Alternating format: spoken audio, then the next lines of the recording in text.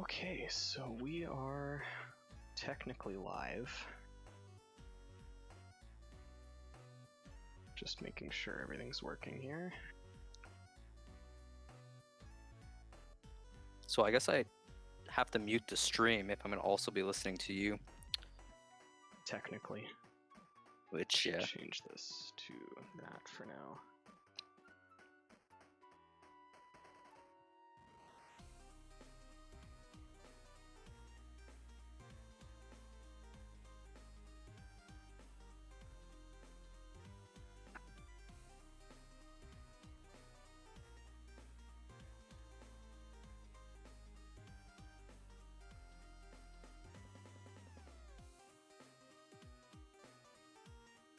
Digging the music. Is it too loud, do you think? It's not super loud for me. Okay, cool. It's like even kind of quiet. Okay, that's kind of intentional.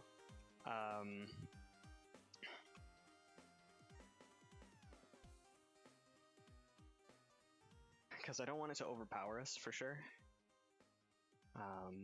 But yeah, it's just all royalty-free music on YouTube. Right. So I heard us. yeah, just temporarily. I threw it up to the test screen just so I can figure something out here. I was supposed to have Nightbot implemented as well, but for some reason it's not working, which is going to make the giveaway interesting. But whatever, can figure it out.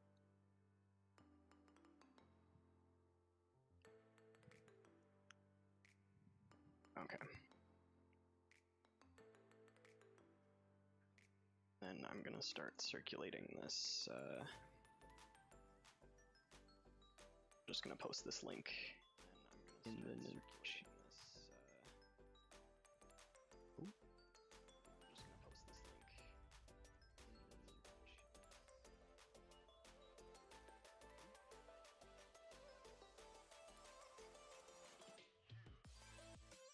link. Okay. So we are live. Post that to Najeela Discord and to the Spike Feeders Discords.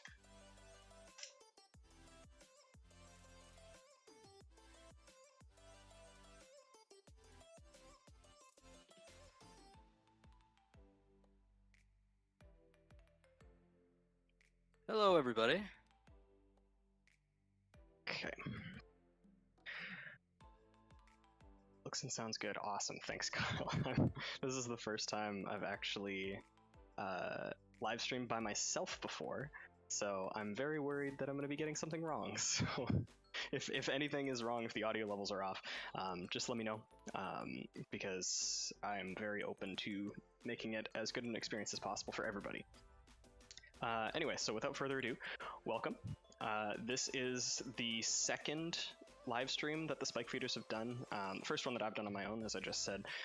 This one isn't going to be quite as long as our first one. You can actually see a version of it on, or a link to it in our on our YouTube page. Words are not coming to me. This is a bad sign. But anyway, this is our Najeela stream, as you can see up there. So I am joined by Pongo from TeamTurnThree, and we're going to be talking about all things Najeela. Thanks for coming on the show, Pongo. Oh, my pleasure. Thanks for inviting me. Oh, absolutely. I mean, this is something that a lot of people were asking for. At least, not specifically to us, but just in general.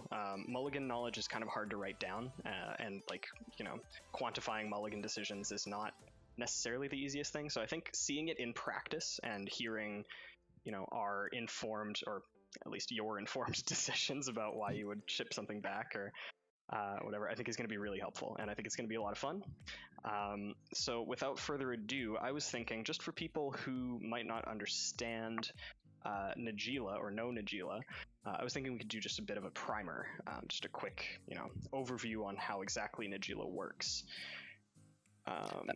Sounds good to me. Yeah, all right. So here, I'm going to switch to a hand cam so that we can both just have our logos up, and that we can start talking about this here. I think I've misplaced my Najeela because I think I was showing her off recently. She's around here somewhere, but do you want to kick us off at least, and then you can talk about the tempo version at least a little bit? Yeah, sure. So I guess a little bit of an introduction to specifically Tempo Najeela, and I'll leave the layered nonsense to you.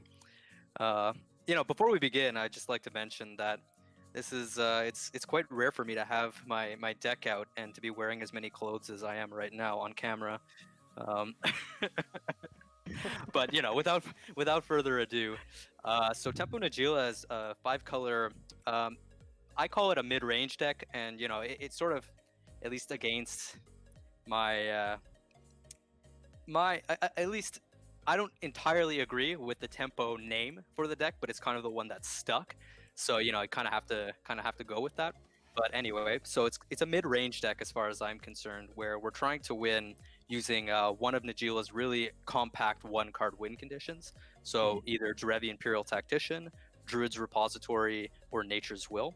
And the idea basically being that you have a certain amount of permanents in play that can generate 5 colors of mana.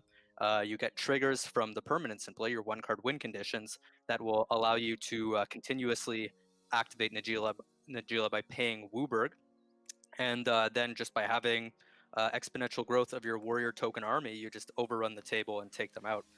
So what sets this deck apart from a lot of other decks? Well, again, it's that one-card win condition concept that I talked about. So Najeela's place in the meta, as far as I'm concerned, because she's not a value-generating commander other than by producing bodies on the board. She works best if you really maximize her ability to use those one-card win conditions, because if you fail to win, it's harder to recover, because if you're not drawing live all the time, then you kind of shoot yourself in the foot a little bit, because at that point, you're not going to be able to sort of draw out of those problems unless you've drawn into some kind of value generating permanent from within the deck. And naturally, we play a lot of those to try to shore up that weakness as well. So it's a 5-color good stuff deck, essentially, in a nutshell, where we play more or less as many of the best cards in the format as we possibly can. We have our super slot efficient win conditions, and we try to maximize the power of things like Tainted Pact and Demonic Consultation and Plunge into Darkness. By doing so, we ultimately increase our gas density like crazy. So I think personally that's Najeela's niche, but not everybody agrees. So why don't you tell us why don't you tell us how you feel about Najeela? All right. Well, I think I don't know. I do agree that Najeela on her own is just a spectacular general, and playing to her strengths is obviously super beneficial, because it allows you to have this compact, essentially one-card win condition based around either the combo pieces or just Najeela herself and attacking for incremental value if you can lock down the board and respond to answers. But I think, and this is kind of just from my origins, the olden days of playing Magic, where I started off playing a Boonweaver combo list. So I really liked creature-based combo, and that was kind of my thing. So as the deck evolved, I realized that I wanted a 5-color commander that could deal with just this generic shell, this food chain or Hulk shell.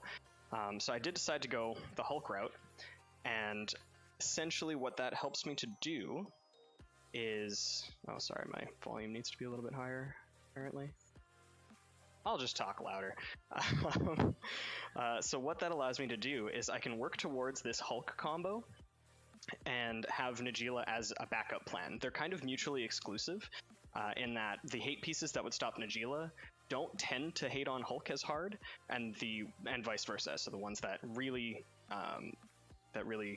are super detrimental to Hulk, Najeela doesn't really care about. So I have them as complementary combos, and that's really where I've found a lot of success, and I really enjoy it. So basically, just going through my deck here to pull out some of my combo pieces. I play what Pongo likes to refer to as dead cards, lots of them. The kind of cards where if you draw them, they're not the greatest, but if they're in your deck and you can Hulk into them, they allow you to win in a super flexible number of ways. My favorite being, you can actually utilize Academy Rector as a way to get some of the Najeela pieces into play, as well as get Hulk into play, because we play Pattern of Rebirth, which when it's attached to a creature and that creature dies, you get to search for another creature. Or you can play, or you can put, Druid's Repository or Nature's Will into play off of the Academy Rector. So it kind of lends itself. There are a lot of these pieces that are just very overlapping. So that's kind of where I feel the strength of this deck is. It can switch gears on a dime. It has very strong, albeit creature-based win conditions. And it's just kind of hard to see coming. You can't really definitively say where the deck is going to come from and how the deck is going to win. So that's kind of, a little bit of skill testing from the pilot, and definitely keeps your opponents on their toes.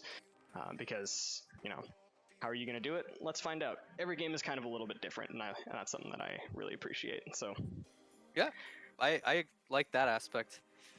Definitely, and I can understand sort of the origin story, as it were, of how you decided to build the deck and why you prefer that playstyle, which is ultimately, I think, the most important consideration is that everybody has a certain playstyle that they kind of gravitate to and a certain style of deck building.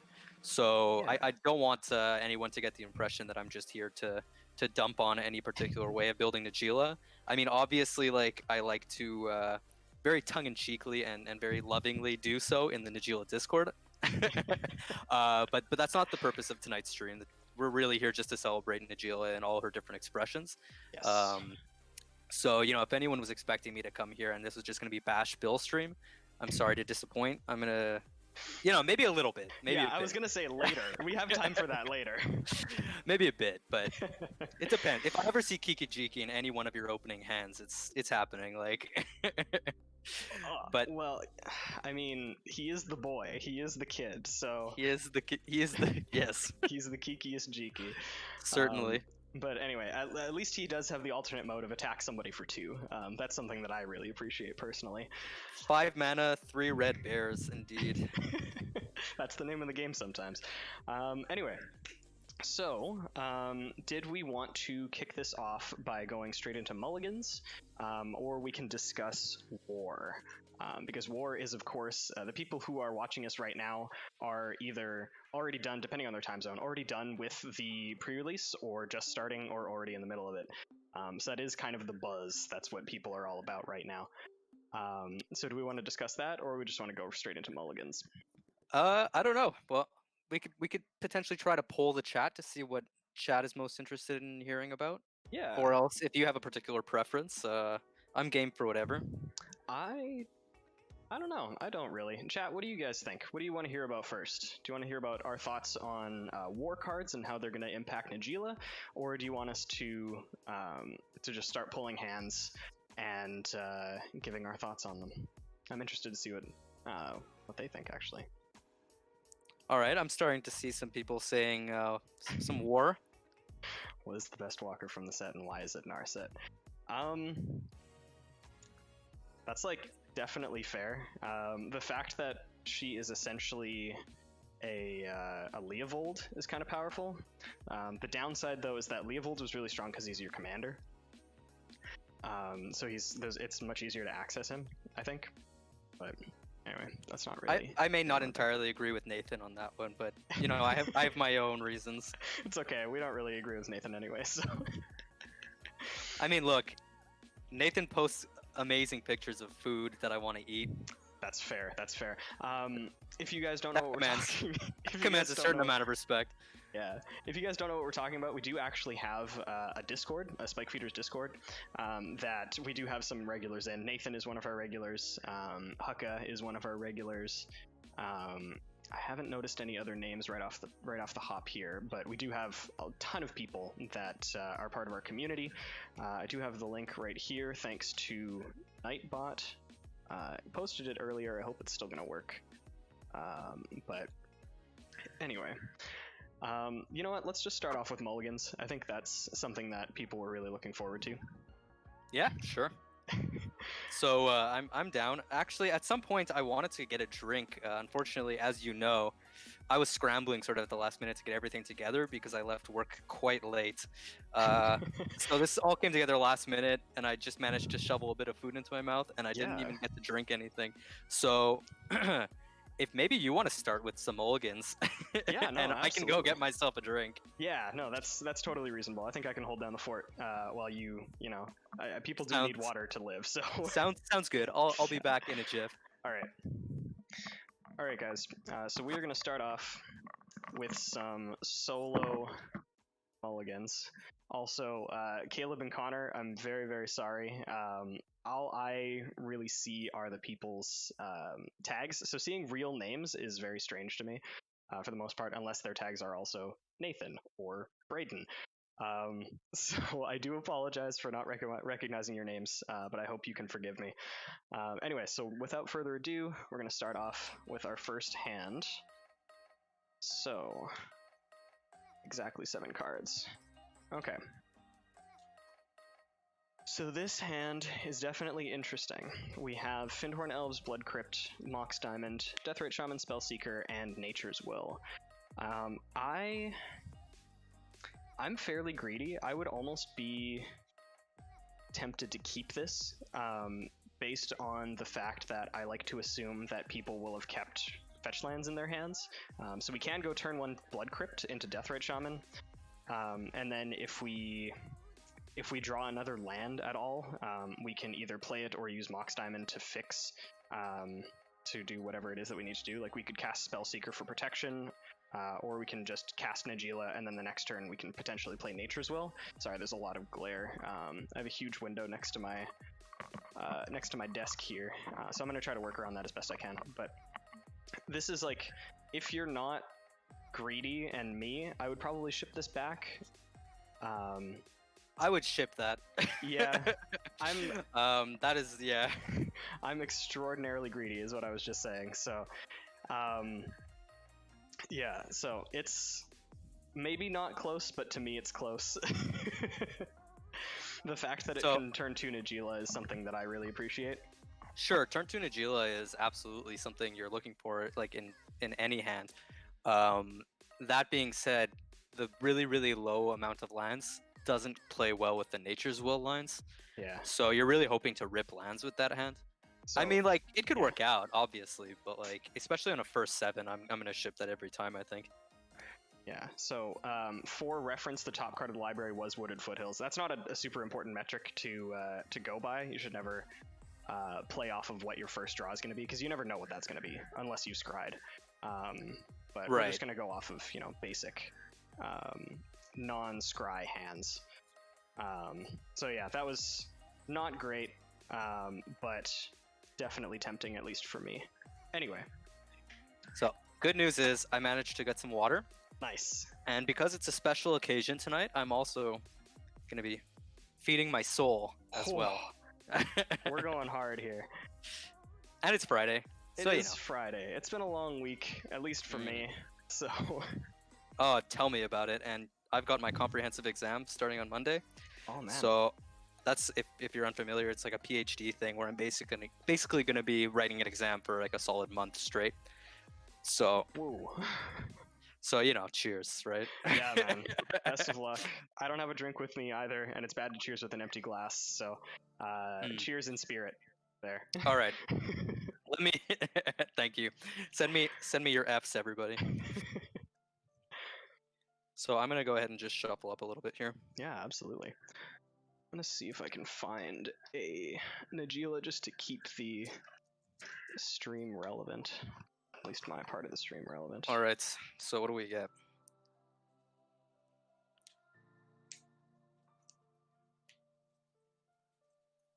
So are we? I think we have to do this like slow reveal style, like.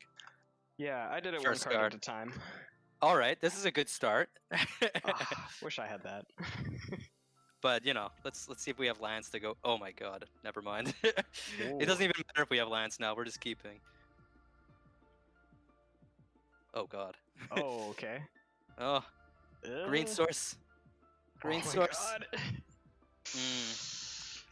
So that's a rough one.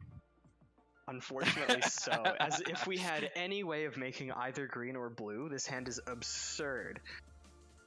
Yep.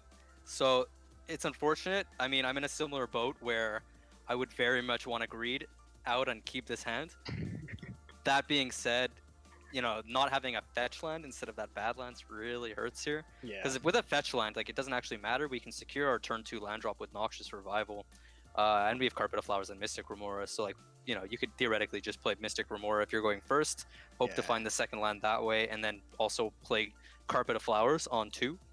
So, unfortunately, on a first 7, I would probably have to just mulligan this one. On a second 7, I might be more inclined to get greedy. But it's really going to depend on, like, how fast I think the decks at the table are, you know. So, all right, some people can't see super well with some of the glare going on here. Oh, yeah. I'll separate the cards out a little bit more. Maybe that'll help as well. So in case anyone's wondering, if they can't see, it's Carpet of Flowers, Mystic Remora, Assassin's Trophy, Demonic Tutor, Badlands, Wild Growth, and Noxious Revival. So, like I said, on a first 7, I'm almost certainly going to ship this one. On a second 7, I might get greedy. You know, depending on how well I've done in other games that night as well. Always an important consideration. And we would have been rewarded, apparently, if we had kept it. So, you know. Yeah, same thing with mine, unfortunately. Again, you can't rely on the top of your deck. You know, but this is one of those hands where if you're in a slower pod and you keep it and you stumble for a turn, I think you can catch up. You can make up for lost time, even if you miss one land drop. Yeah, it's not the end of the world. Right. So, like I said, on a second 7, I might get greedy and keep that one just because of how insanely good it is. If you just get like one other land, particularly like a fetch land for a tropical island. Yeah, absolutely. So something I will point out here, Subjectivity called it. He is the prophet right now. As soon as he revealed that hand, he was like, "Snap keep plays to top deck a fetch," and then you top deck a fetch. Look, like, sometimes it's better to be skilled than lucky, and to just top deck the fetch. Yeah, luck, skill, victory. Okay, so I have found my Najeelas, so this is a little bit more visually exciting, at least. This one is Japanese and makes me very happy. This one is just an extra one that I have. It is also foil, but it's only English. I do have another one, and I guess might as well start mentioning. We have mentioned to people just as we were hyping up the stream, but there are going to be giveaways. So tonight, what we have for giveaways, the first level of prizing, we do have some warrior tokens. That's not super exciting on its own, but what we are going to do, I'm going to be, if you guys are interested, if you just want unsigned warrior tokens, then obviously we can send those to you. But something that we can do to make them a little bit more interesting is I'm going to be signing them, and then I'm going to be shipping them to Pongo, who will also sign them, and then they'll be sent to you.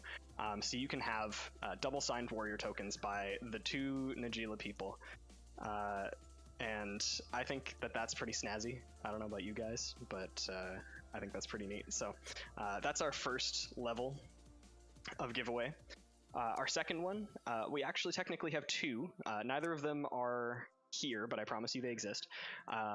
Myself and Jim, we both have non-foil Najeelas that we are thinking of, or that we are going to be giving away as the second tier, the next highest prize.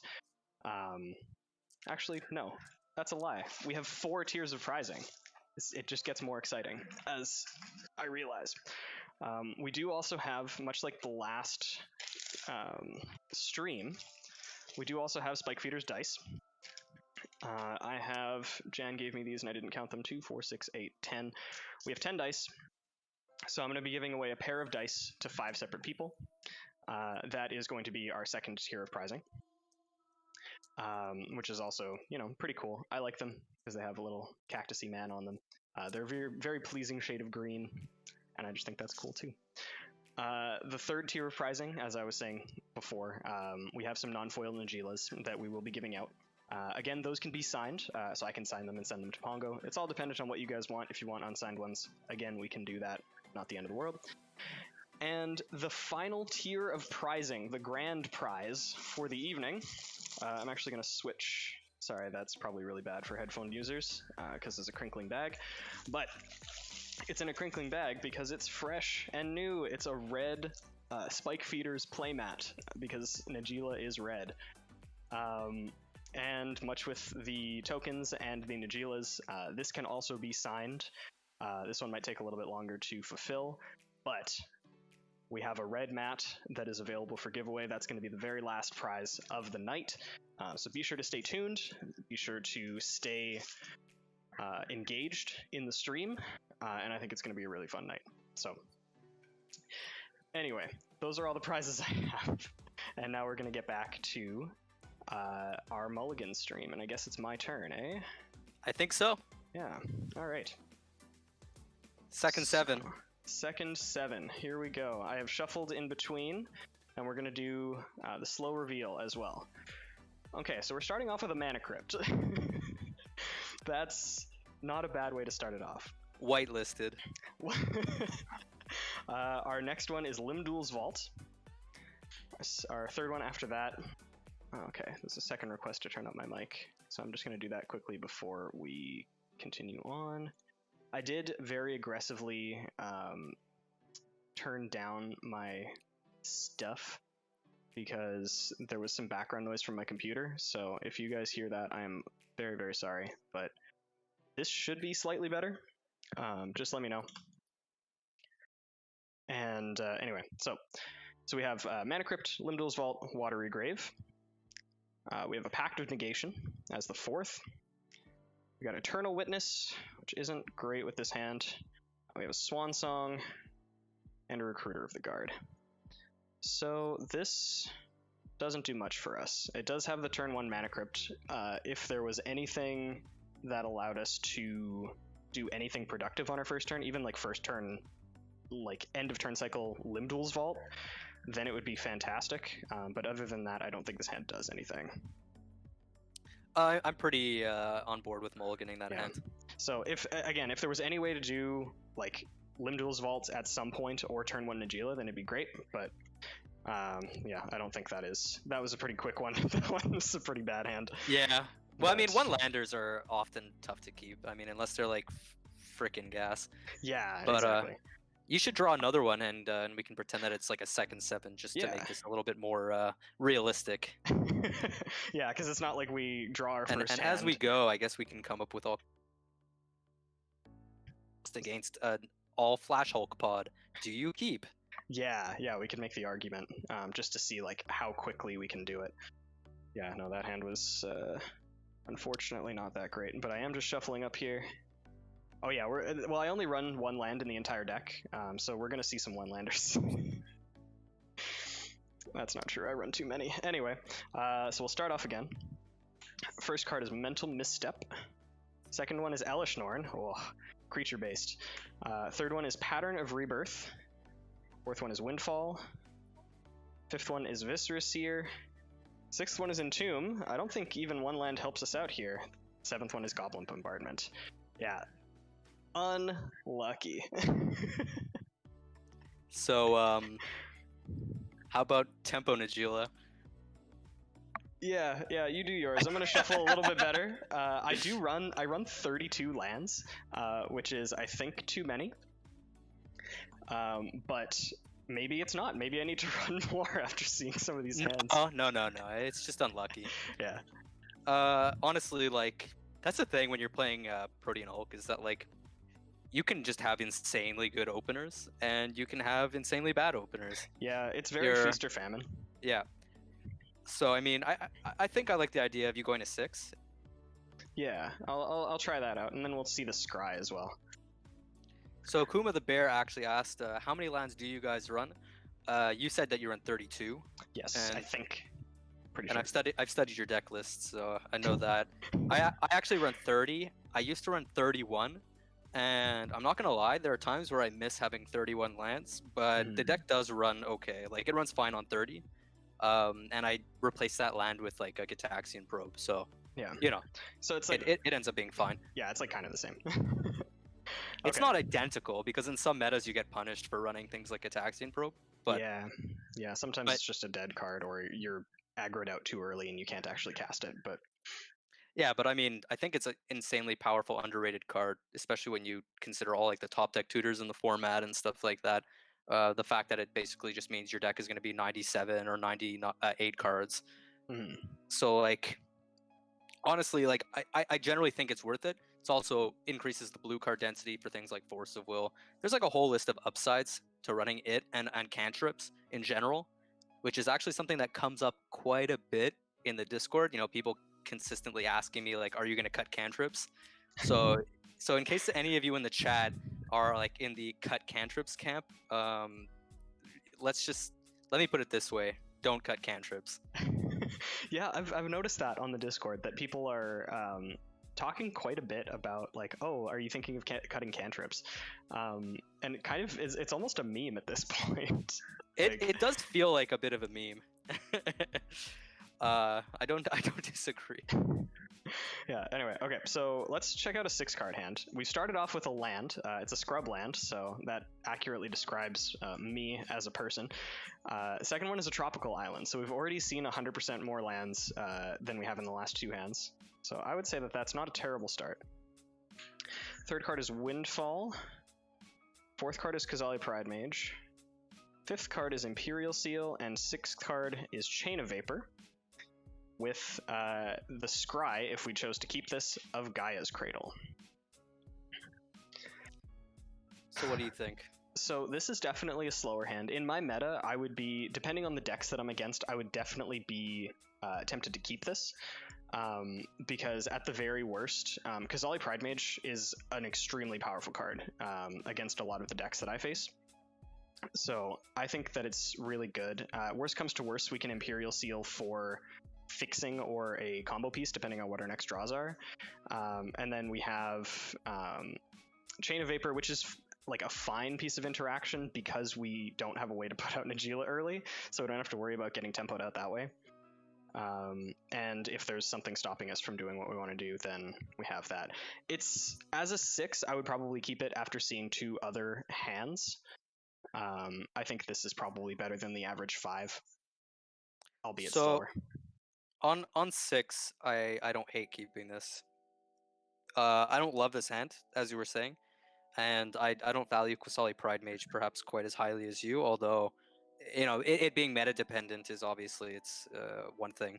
Mhm. So I can see a world where it's not bad. And yeah, so I don't hate the idea of firing off the Imperial Seal turn 1 here, depending on what you actually end up drawing. I would keep this, and I would scry the Gaia's Cradle at the bottom. Yeah, we don't have a way to really capitalize on this. It's just a worse forest in this hand. So even though it doesn't matter, first card after scrying that to the bottom would be Overgrown Tomb. Just because I liked it. It's satisfying for me to look at the top card, even though it's not something that you should ever really do. Right. I think people in chat raise a quite a good point, which is you can seal for Mana Crypt and then Windfall on turn 2.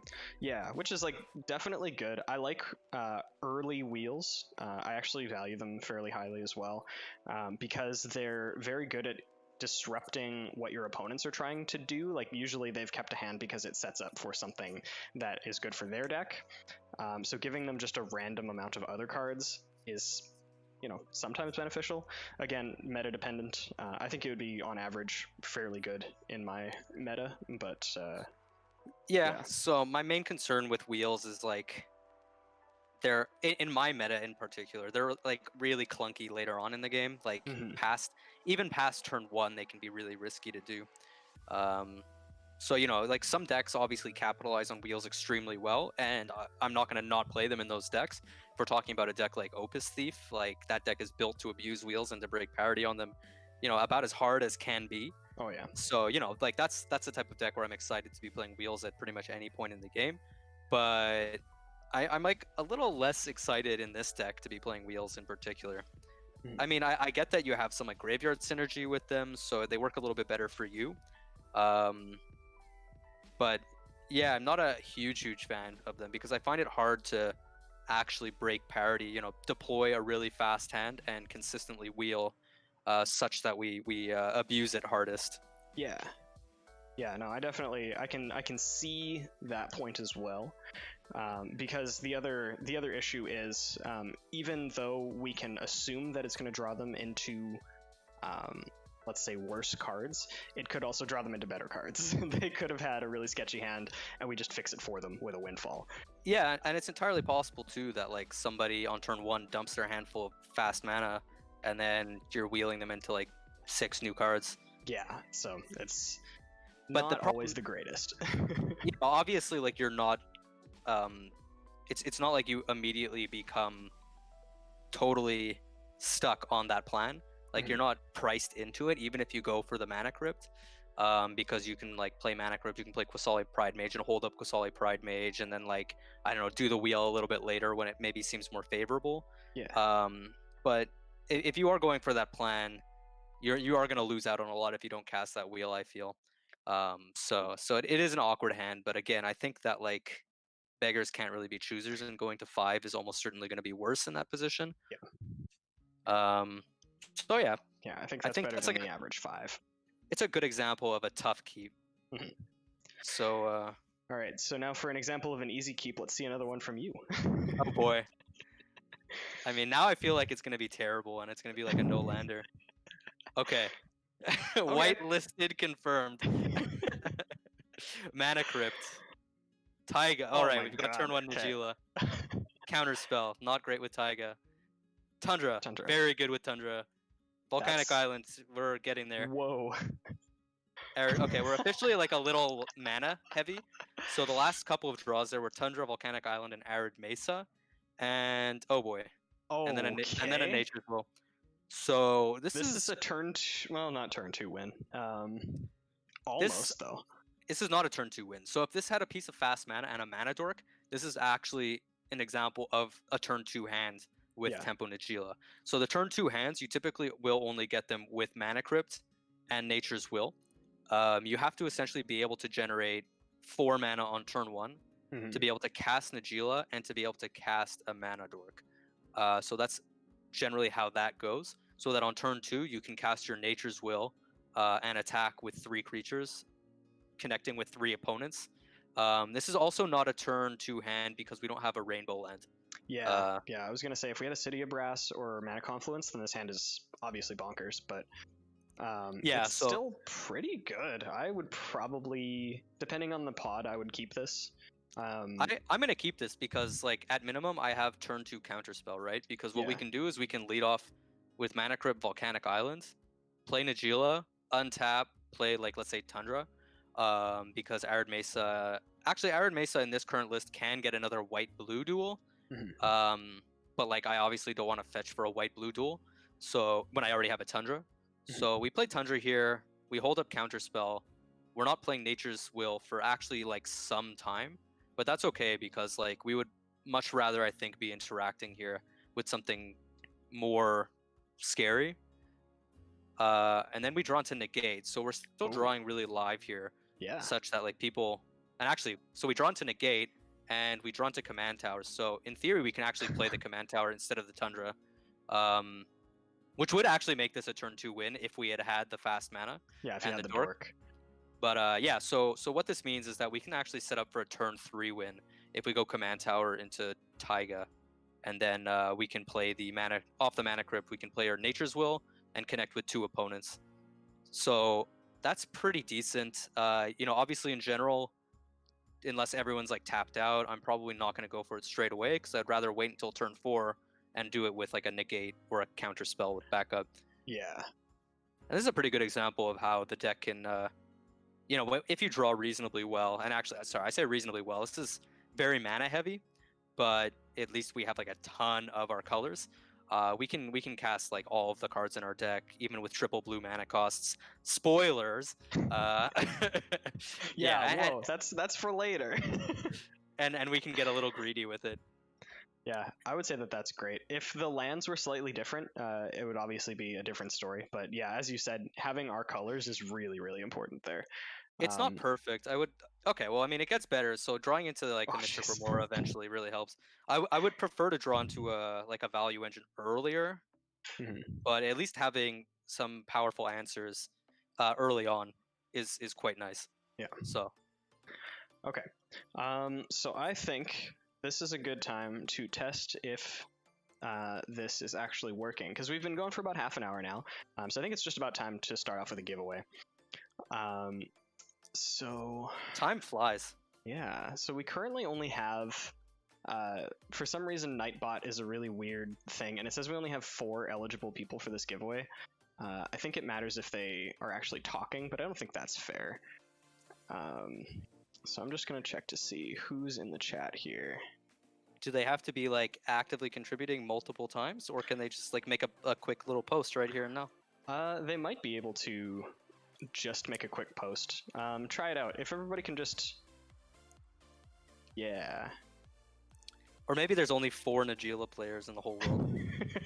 Only 4 gamers. Okay, so that is populating the list a little bit here.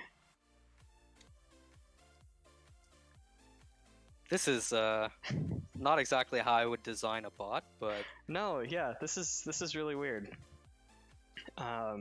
This is something that I'm just trying out right now. I haven't really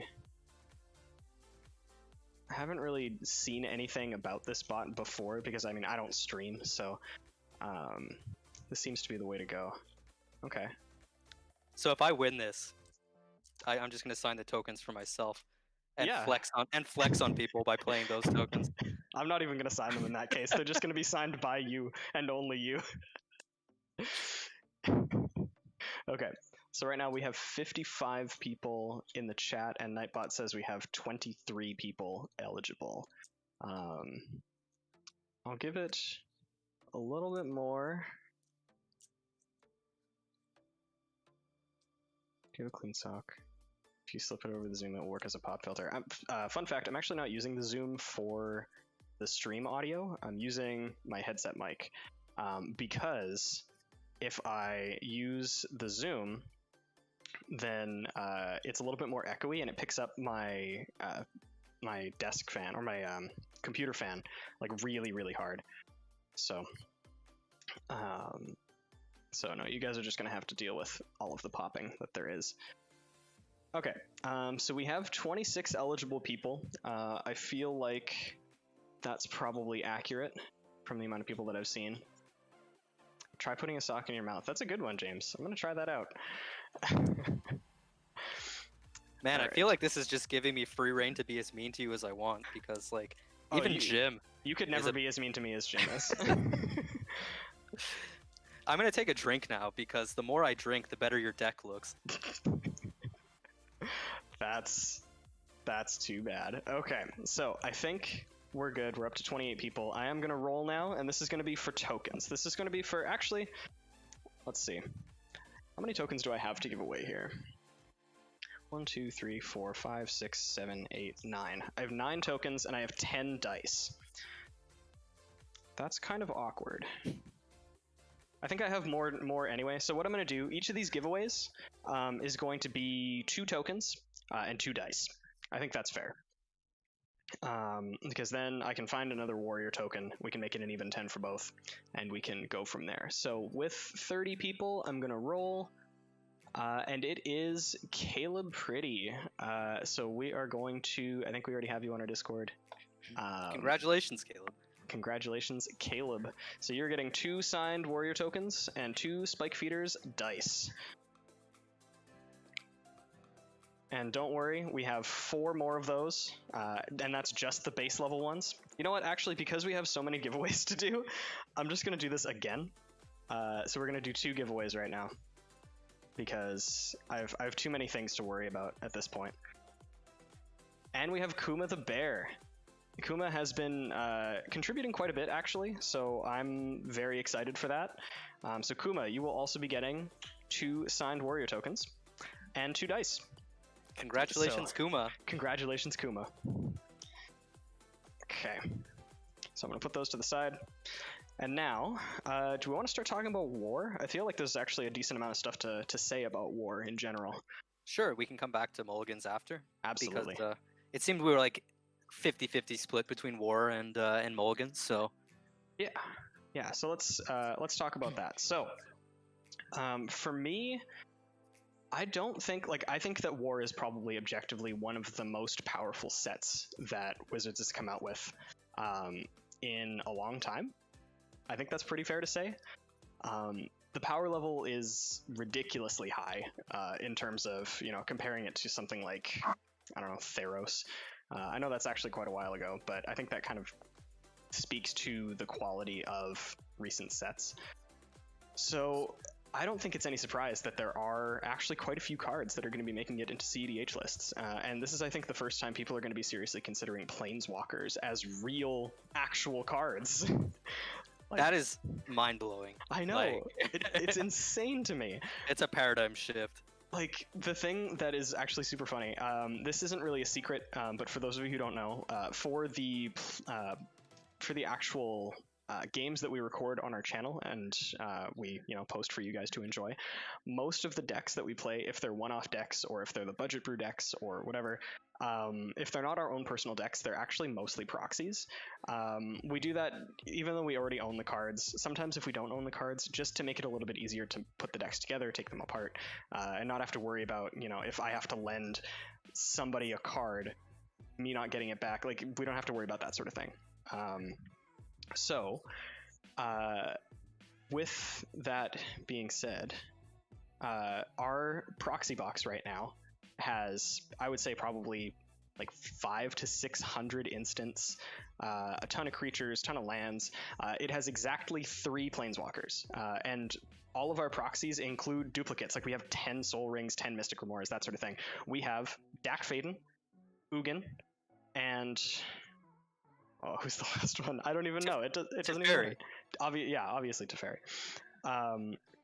So there's one that's not Teferi. Actually, yeah, I don't think, because it's all just recent. Oh, it's Tezzeret the Seeker. Yeah. So my 3 guesses were going to be Tezzeret, Teferi, and Ugin. Yeah. But again, because it's a single copy of each of those, so they're out of all of the decks that we've made, out of all the duplicates we need, we have those 3. So I don't know if that's totally representative of the competitive meta, but at least for our meta, Planeswalkers just really aren't that good in general. Nope. Yeah. And remains to be seen if they are in fact good. I mean, I have a hunch about at least 1, and 2, I would say. I think there's 2. Yeah, I just as preparation for this, I pulled up a bunch of cards that I think from War that I think are definitely CEDH playable, that may see their way into your deck, see their way into my deck, that sort of thing. This is not a complete list by any means. These are just kind of the first ones that popped up. And obviously I could be wrong about some of them. There's one in particular that I think I'm very much wrong on, but it feels good, it feels right. So I will still bring that up, but I think what I'm going to do... Feels before reels, as you like to say. Feels before reels all the time, especially with sweet Magic cards. So I'm going to actually take a guess at some of the cards that I think are going to make their way into your list, if that's fair. Okay. No, that's totally fair. I'm going to grab my deck here. The jokes make themselves, guys. We have too many deck jokes. All right, I'm waiting. Okay, so because you already spoiled it technically with your talk about triple blue permanence, so the first one I think is going to be the new Jace. Wrong. Future Sight. No, I'm just kidding. Obviously, Jace.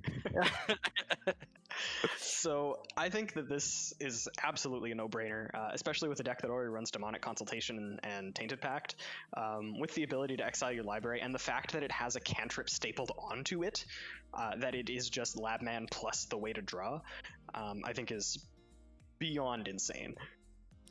Yeah, so in testing, it is basically made the whole Labman backup plan feel like a real plan, whereas before it really felt like, I hope I don't have to do this. I really hope I don't have to do this. Whereas now with Jace, there have been times where, I could theoretically recast Najeela and go for that, but everyone kind of just suspects that I'm gonna do that. Yeah. And so they let their shields down for a little bit. And I actually had a recent game at Magic Fest Niagara with Sick Robot and Spleen Face, Oh, where yeah, both I of was them, there. yeah, right, and you witnessed this exact line, where they both just kind of assumed that like because Najeela had been wiped off the board, that I was gonna have to like rebuild that way, Mhm. and like I just like Sylvan Library, find like my third blue source, play Tropical Island, tap 4 mana for Jace, and then tap a Badlands for Demonic Consultation, and away we go. Like, Yeah. The fact that it's scrunched that package down from needing 3 cards total at least, because you need the way to exile your library, the Laboratory Maniac, and the cantrip. So tutoring for 3 cards feels much worse than tutoring for 2. So I think that being able to, at least with the amount of flexibility in our mana base and everything, going from casting Najeela to casting Jace isn't even hard, and it's something that you can very realistically even work towards as a plan A. So I think that that's this is maybe the strongest Planeswalker in the set. In fact, I would say it likely is. I think it's the Planeswalker that's liable to see the most amount of play, just because all of the like Kess consult type decks all want it as well. Mhm. I'm also going to be playing it in Sacred Hulk, to plug another deck that I play. I think like just having redundancy for that effect is so huge. Mhm. And at least in Najeela, like you don't need the redundancy. Like I still fully expect that Jace is going to be like under a Crow Mox or like even exiled to said Demonic Consultation pretty much more often than he's going to be relevant. But having that backup plan means that we're so much stronger into some of like the counter picks that people would make to try to deal with Najeela. Like people playing their like Pyroclasm dot deck. You're never out of the game, and essentially like you can prioritize getting a value engine online to beat the control decks, and you can kind of like you don't necessarily have to be playing this sort of linear Najeela on turn 2, like try to win on turn 4 type of strategy. Instead, we have like this out to winning in like the super late game. Mhm. Yeah. And in addition, like it's just like a pretty strong card to like play at some point, like in the middle of a grindy situation, because it's not going to win you the game right away. Like people have to counter generally like the Demonic Consultation before like the Jace. So like if everyone's just sitting behind counter magic and you have the mana to spare to play Jason, like hold up some kind of piece of interaction, you can slam it down and just kind of like hold back some creatures to protect it and start drawing additional cards. Yeah. I don't see that happening a ton, but like in theory, it's definitely it is just an extra value engine that you're kind of getting for free, Absolutely. albeit Oh, a chunky one. Yeah. Something else that I think is actually fairly relevant is a lot of the hate that deals with Laboratory Maniac, like as a card specifically, I think is kind of mitigated by Jace in that he doesn't die to any. Well, he does die to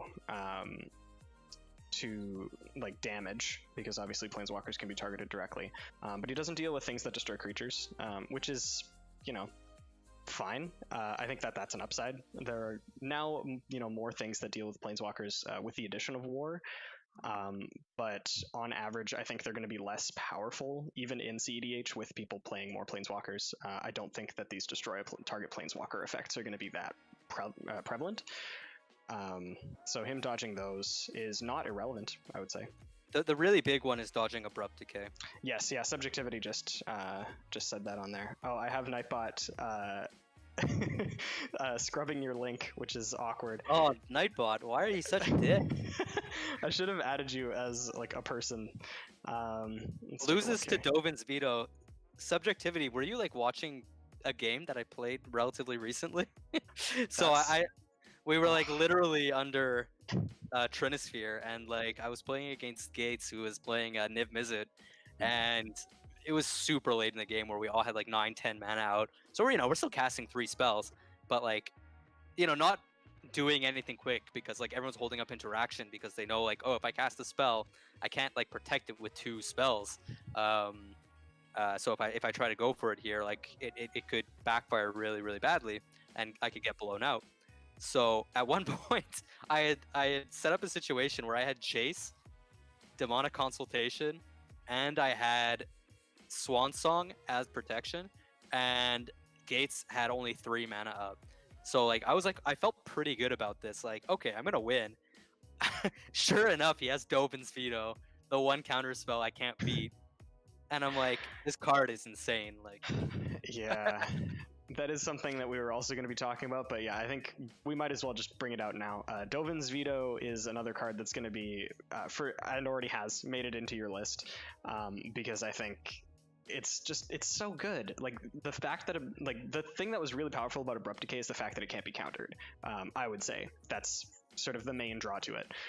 So putting that onto a cheaply rated counterspell that is honestly not that narrow. The non-creature spells are on average more powerful than the creature spells in CADH.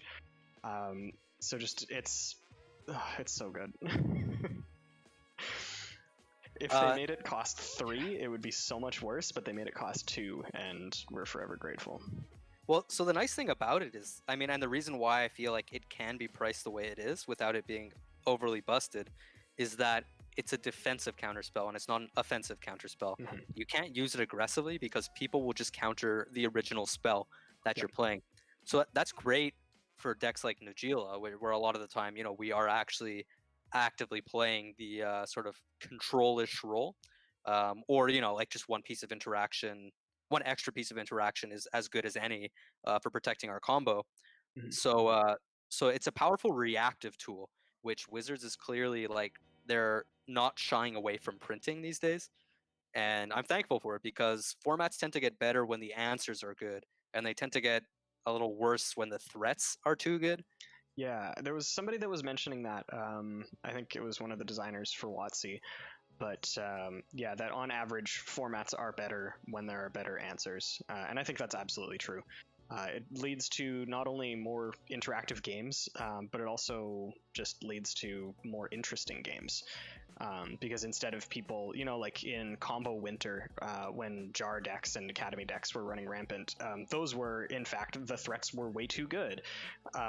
To the point where opposing decks, even if they couldn't utilize the threats, would still play them, referencing elves being able to crop rotate for academy to turn off the other person's academy, that sort of thing. I wouldn't then rate crop rotation as an answer. It leads to very stale gameplay when people are just winning without any sort of, you know, chance for interaction. So this is a very good step. Yep, agreed. So why don't we switch things around a little bit? And I'm going to try to guess a card that I feel like would go well into your deck. Absolutely. And it's possible you disagree because, like, you know, this is a card I think that is the best fit for your deck, other than ones that, you know, theoretically we've already named. Mm-hmm. Like Dovin's Veto, I feel like is something you would also be interested in running.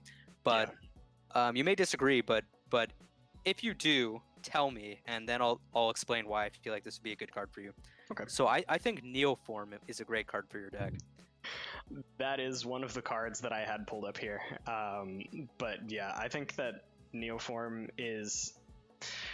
I wouldn't say that it's extremely good, but it's definitely very, very close. I'm going to be testing it quite a bit. Because I already run... Actually, you know what? I'm going to let you guess as to why it's close. I've already said too much, but... Well, I mean, you're already running Spellseeker.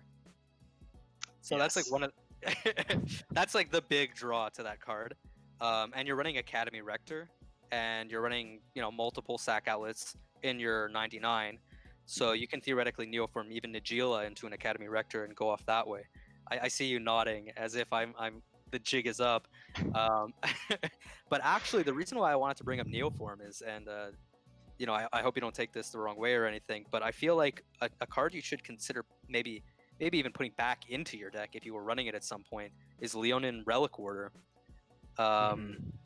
Because Leonin Relic Warder, I mean, first of all, you're playing Necromancy, right? Or you're at least playing Animate. I am playing Necromancy, and that just clicked in my head. That's a really powerful interaction, actually.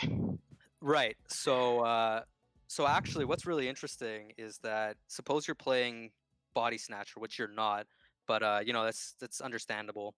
Mm-hmm. You can actually like pile into, and I was talking to Sick about this earlier. You can pile into your Leonin Relic Warder combo, just with 2 extra mana at sorcery speed, or sort of on your own turn, by neoforming Spellseeker into Body Snatcher to reanimate Hulk, and at the same time grab like the second half of that combo, aka the um, either the Blood Artist or the Leonin Relic Warder. Hmm. But the other reason why I quite like Neoform in your deck is that unlike Tempo Najeela, you're playing like a few more 2 drops in your deck, which Yes. is like Yeah. actually quite nice for Neoform in particular, because then Neoform like into Spellseeker or Neoform into Derevi, you know, so on and so forth. You can Neoform like into, I don't know, Recruiter of the Guard, stuff like that. You have like a lot of options, and it's because you sort of play more creatures in your deck, Hmm. and in particular you play more 2 drops, which is kind of like a really critical place for Neoform, I find, just because three Yeah. drops tend to be so powerful. Yeah. It's the same sort of thing as to like the fact that it's not Eldritch Evolution in that it has to be exactly one more makes it obviously less flexible, but I don't think it makes it any less powerful. Because, yeah, like most of my density is around, I would say, the 1 to 4 range. I have a lot of very important creatures, even starting at 2, so neoforming a dork into, like Safi Eric's Daughter or Kazali Pride Major, something that works as an interactive piece is really good, and it also allows me to go into combo pieces as well. Um, but yeah, like the fact that it can even turn a random 2 drop into Derevi, I would say is Right. really really good. So actually, what I really like it about your deck, and I mean, again, like I don't mean to like challenge your deck building philosophy or the cards that you like to play here, but Mhm. one of the nice things about it is that it's a really slot efficient way to sort of have lines around common hate pieces. And I Mhm. noticed you're playing Gilded Drake, which lets you beat like Linvala, for example, but you're Yes. not playing Lean and Relic Warder. So if there's a Cursed Totem in play, I think that sort of gives you trouble, because you're not going to be able to use any of your sack outlets anymore, and you can't really like Academy Rector into like Goblin Bombardment or anything like that. So with Neoform, what you can do is you can get sack outlet, Spell Seeker for Neoform, as well as like a 2 drop that can answer either a Gilded Drake, Linvala, or a Curse Totem, and then you can use the Neoform to tutor up your Academy Rector, and from that point you've answered the hate piece, and you're also just off to the races with a second Hulk pile off of one of your reanimation enchantments. Yeah. Yeah. No, I definitely I haven't done a lot of tooling with my Najeela deck in a while. It's definitely coming. I do need to add Lean and Relic Warder. It's incredibly powerful. I've actually noticed that more just from playing Shaper's Razakat's list. Being able to use such a compact win condition that is, it almost feeds itself. Like being able to reanimate the Leon and Relic Warder and have that be the loop on its own is really, really good. So I think I'm definitely going to be adding that to shore up that weakness, and then I think Neoform is almost a shoe in for the deck at that point, because of the massive amount of utility it has and how flexible it is. Yeah. So why don't you try to guess perhaps another card that Yeah. I'm interested in running? Let's see. I have my whole list up here. So we've talked about Jace, we've talked about Dolben's Veto. So now I'm going to ones that, admittedly, the other ones I was a little bit. I had the inside scoop on them. I already knew, so the jig What is a up, I cheater! suppose. Yeah. So you managed to find a way to cheat, And is what while you're I'm not telling even me. playing a game, this is just a live stream, and I've cheated at that too. Um, but 4 cards that I think would be a very good fit for your deck. And again, if you're not on the same page, I would love to hear why. But my first sort of educated guess here is Narcissus Reversal. Um, the reason that I have for why I think that that's good is because I don't know. It's a second counterspell that can also act as a proactive piece, where if somebody's trying to, I don't know, if someone's trying to deal with one of your permanents by, like, I don't know, abrupt decaying something of yours with their open 2 mana, you can Narcissus Reversal it back and abrupt decay something of theirs. So that's a huge tempo swing, and I think that that's worth building around. Well, maybe not worth building around, but at least worth putting into a deck. I guess it depends on the amount of and the type of interaction you face, but I think that Narcissus Reversal is probably good. So yeah, as you may be able to see, Narcissus Reversal is already on the table. Oh, it was covered up by the other picture of the card, so there we go. Well, no, I just threw it onto the table casually as soon Oh, as you okay. said, as soon as you said Narcissus Reversal. So yeah, you definitely sort of nailed the hammer on the head with that one. So if there's anything you need to know about the way I build Najeela and the way I like to build decks in general, is that I just like to play powerful cards.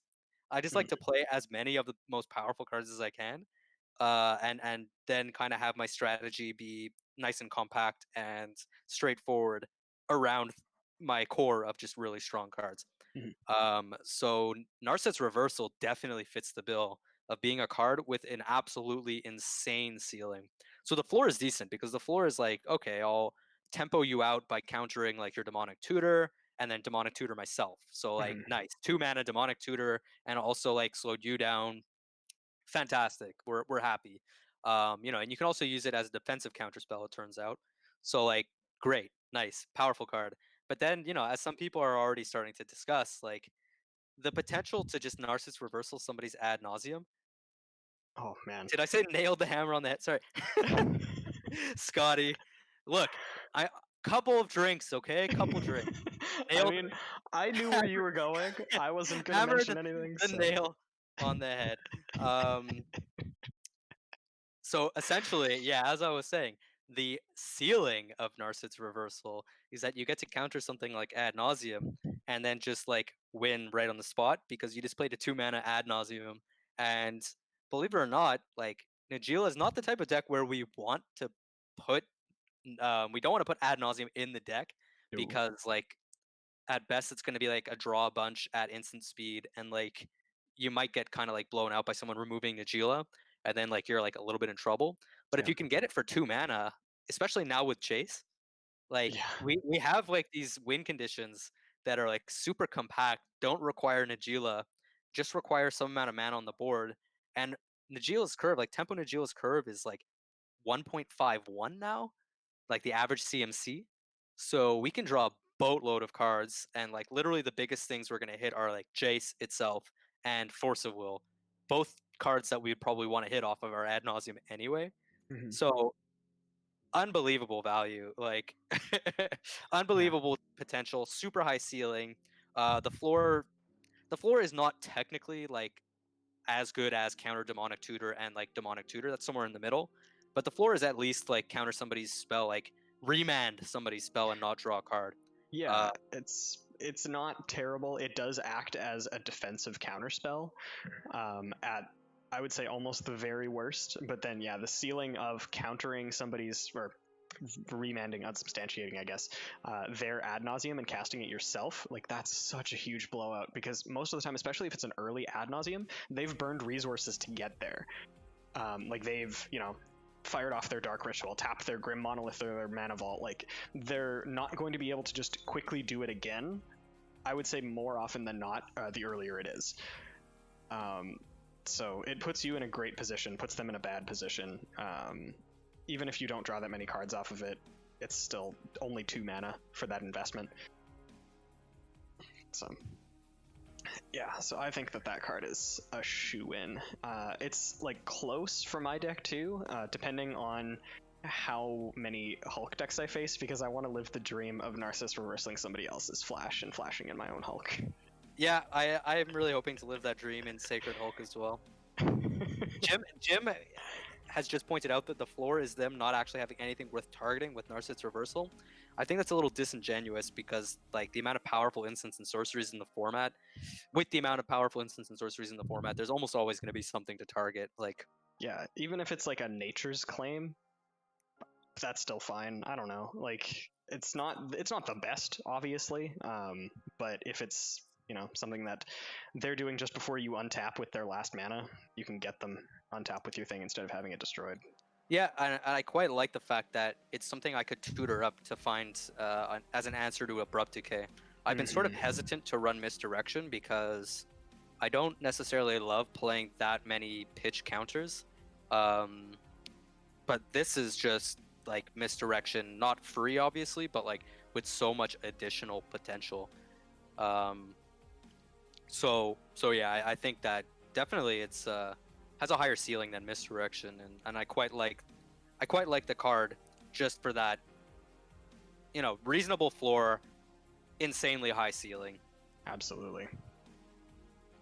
And Jim raises a great point. If your opponents aren't playing anything worth countering, you're probably going to beat them. That's a really good point. That being said, is it better than Counterspell? So Counterspell, I would never, I think, cut Counterspell for Narcissus Reversal. I'm actually cutting Spell Pierce right now because that's a card that I've been finding like just worse and worse and worse as time goes on, and as people, as the meta actually, sort of there's like a weird contradiction in the meta, which is like the win conditions are faster, but the meta is slower. So Spell Pierce seems to be losing a lot of value in my books, and I still like Counterspell because sometimes you just need to counter like Academy Rector or the Gitrog monster, and we play a lot of answers that unfortunately don't hit cards like that, whereas Counterspell is extremely powerful and universal. So no, I'm not going to cut Counterspell from my decks to run Narcissus Reversal. Yeah, I would say that that's the correct call. The fact that Counterspell is literally, it just is its name, Counter Target Spell, is something that you can't really replace, at least not very effectively, but I think that Narcissus Reversal definitely gives it a run for its money. It maybe fills a different niche, but I think in a higher powered format, it's more powerful on average. It kind of scales with how powerful your meta is. Yep. Agreed. With sort of a weird uptick when you get to really casual because people are playing really, really expensive instants and sorceries. And then you can steal those. Like... Oh my god, 2 mana Expropriate, please. Exactly, so stuff like that. It's absolutely crazy. Okay, so anyway, we have Jim apparently telling me what to do. He's the actual person who's doing this stream. Jim's the boss. Yeah, so I'm going to do another giveaway because him and Scotty said so. So we're going to start with another 2 tokens and 2 dice. So we are going to just make sure that the bot has seen everybody here.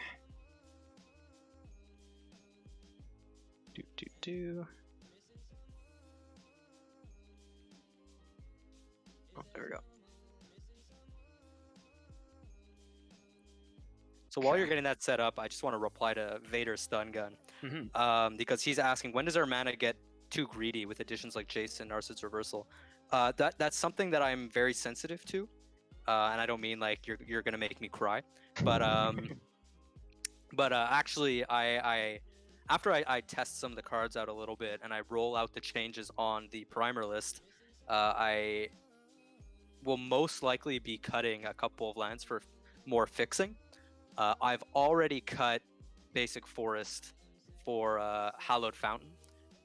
So having that extra white-blue dual makes like Dovin's Veto more easy to cast. It makes all the double blue cards more easy to cast. And in addition, I'm actually thinking of cutting Gaia's Cradle for Forbidden Orchard. That sounds really weird. I would say it's more experimental. It's why you don't actually see it in the list currently, because I do like to try out certain things before I roll them out into the primer list. So yeah, expect a little bit more fixing in the mana base, at least to support some of the more blue cards.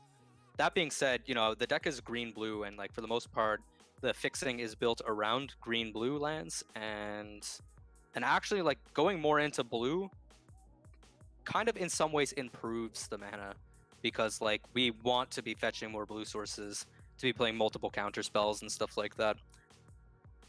Yeah, absolutely. You make a good point though. With your deck being largely green-blue anyway, it's not that much of a change. So I think that it's not as big of a change, or as big of a burden at least as it seems, because you already wanted to be casting counterspell and things that already had double blue in them. So triple blue, even though it is marginally harder, or maybe maybe a little bit more than marginally, but I would say it's not that much of a stretch. So I think it's totally fair. Anyway, with that being said, I am just going to make sure that everybody who wants to be in this giveaway is in there. So if you guys can just pop one more quick message in the chat just to have it refresh here. I know that's not like the most optimal way to do this, but I want to make sure that everybody has a shot, and that seems to be the only way that that the bot will accept you into the contest. So even if it's just a hi, yeah, just give everybody a sec for that. But yeah, so I'm going to be doing 2 more sets of tokens and dice, as well as a Najeela giveaway. So I will be giving away a Najeela as well, and that's going to be the same sort of thing. Everybody's just doing what I say. This is great. This is what it feels like to be like all powerful, I suppose. Okay. Giving away free stuff is a surefire way to become all powerful. It's a good way to get into people's good books. Wow, we had a message retracted. Oh no, that was just we deleted it. It's probably Jim trying to enter the contest. What a scumbag. Okay, so it looks like we have 25 eligible people. I am going to roll the dice here, not literally but figuratively. And now the winner of this set of tokens and dice is Benjamin Skultity. So Benjamin, congratulations. You have won. Congratulations, Benjamin. Yeah, it's very exciting. If you don't already, or if you're not already in our Discord, that's going to be the best way to for me to contact you at least, so that we can make sure that everybody gets the correct prizing. So I will just pop a link into the Discord or into the chat here, and then if you can just send me a private message with your information, then we'll be sure to get this out to you right away. Oh, Jim already hit me. Yeah. Better to be lucky than good. Anyway, so those are Benjamin's, and now we're going to do that again for an additional 2 dice, an additional 2 tokens. Am I talking about the Najeela Discord? No, we actually have our own Discord, which is a lot of fun. There's a lot of really great people that hang out there very, very frequently. There's some incredibly talented deck builders, lots of really interesting discussion. If you are a patron, then there are quite a few more channels. If you're a non-patron, there's just the general Magic, and then you also get links to all of our gameplay episodes. Then if you're a patron, you get access to, I think it's about a dozen extra channels, just for more generalized topics, and we're kind of more one-on-one, more active in those on average. It's where they post the lewds. only of Pongo though. So I just paid $2, and now I'm paying $2 a month, and they're just spreading my lewds.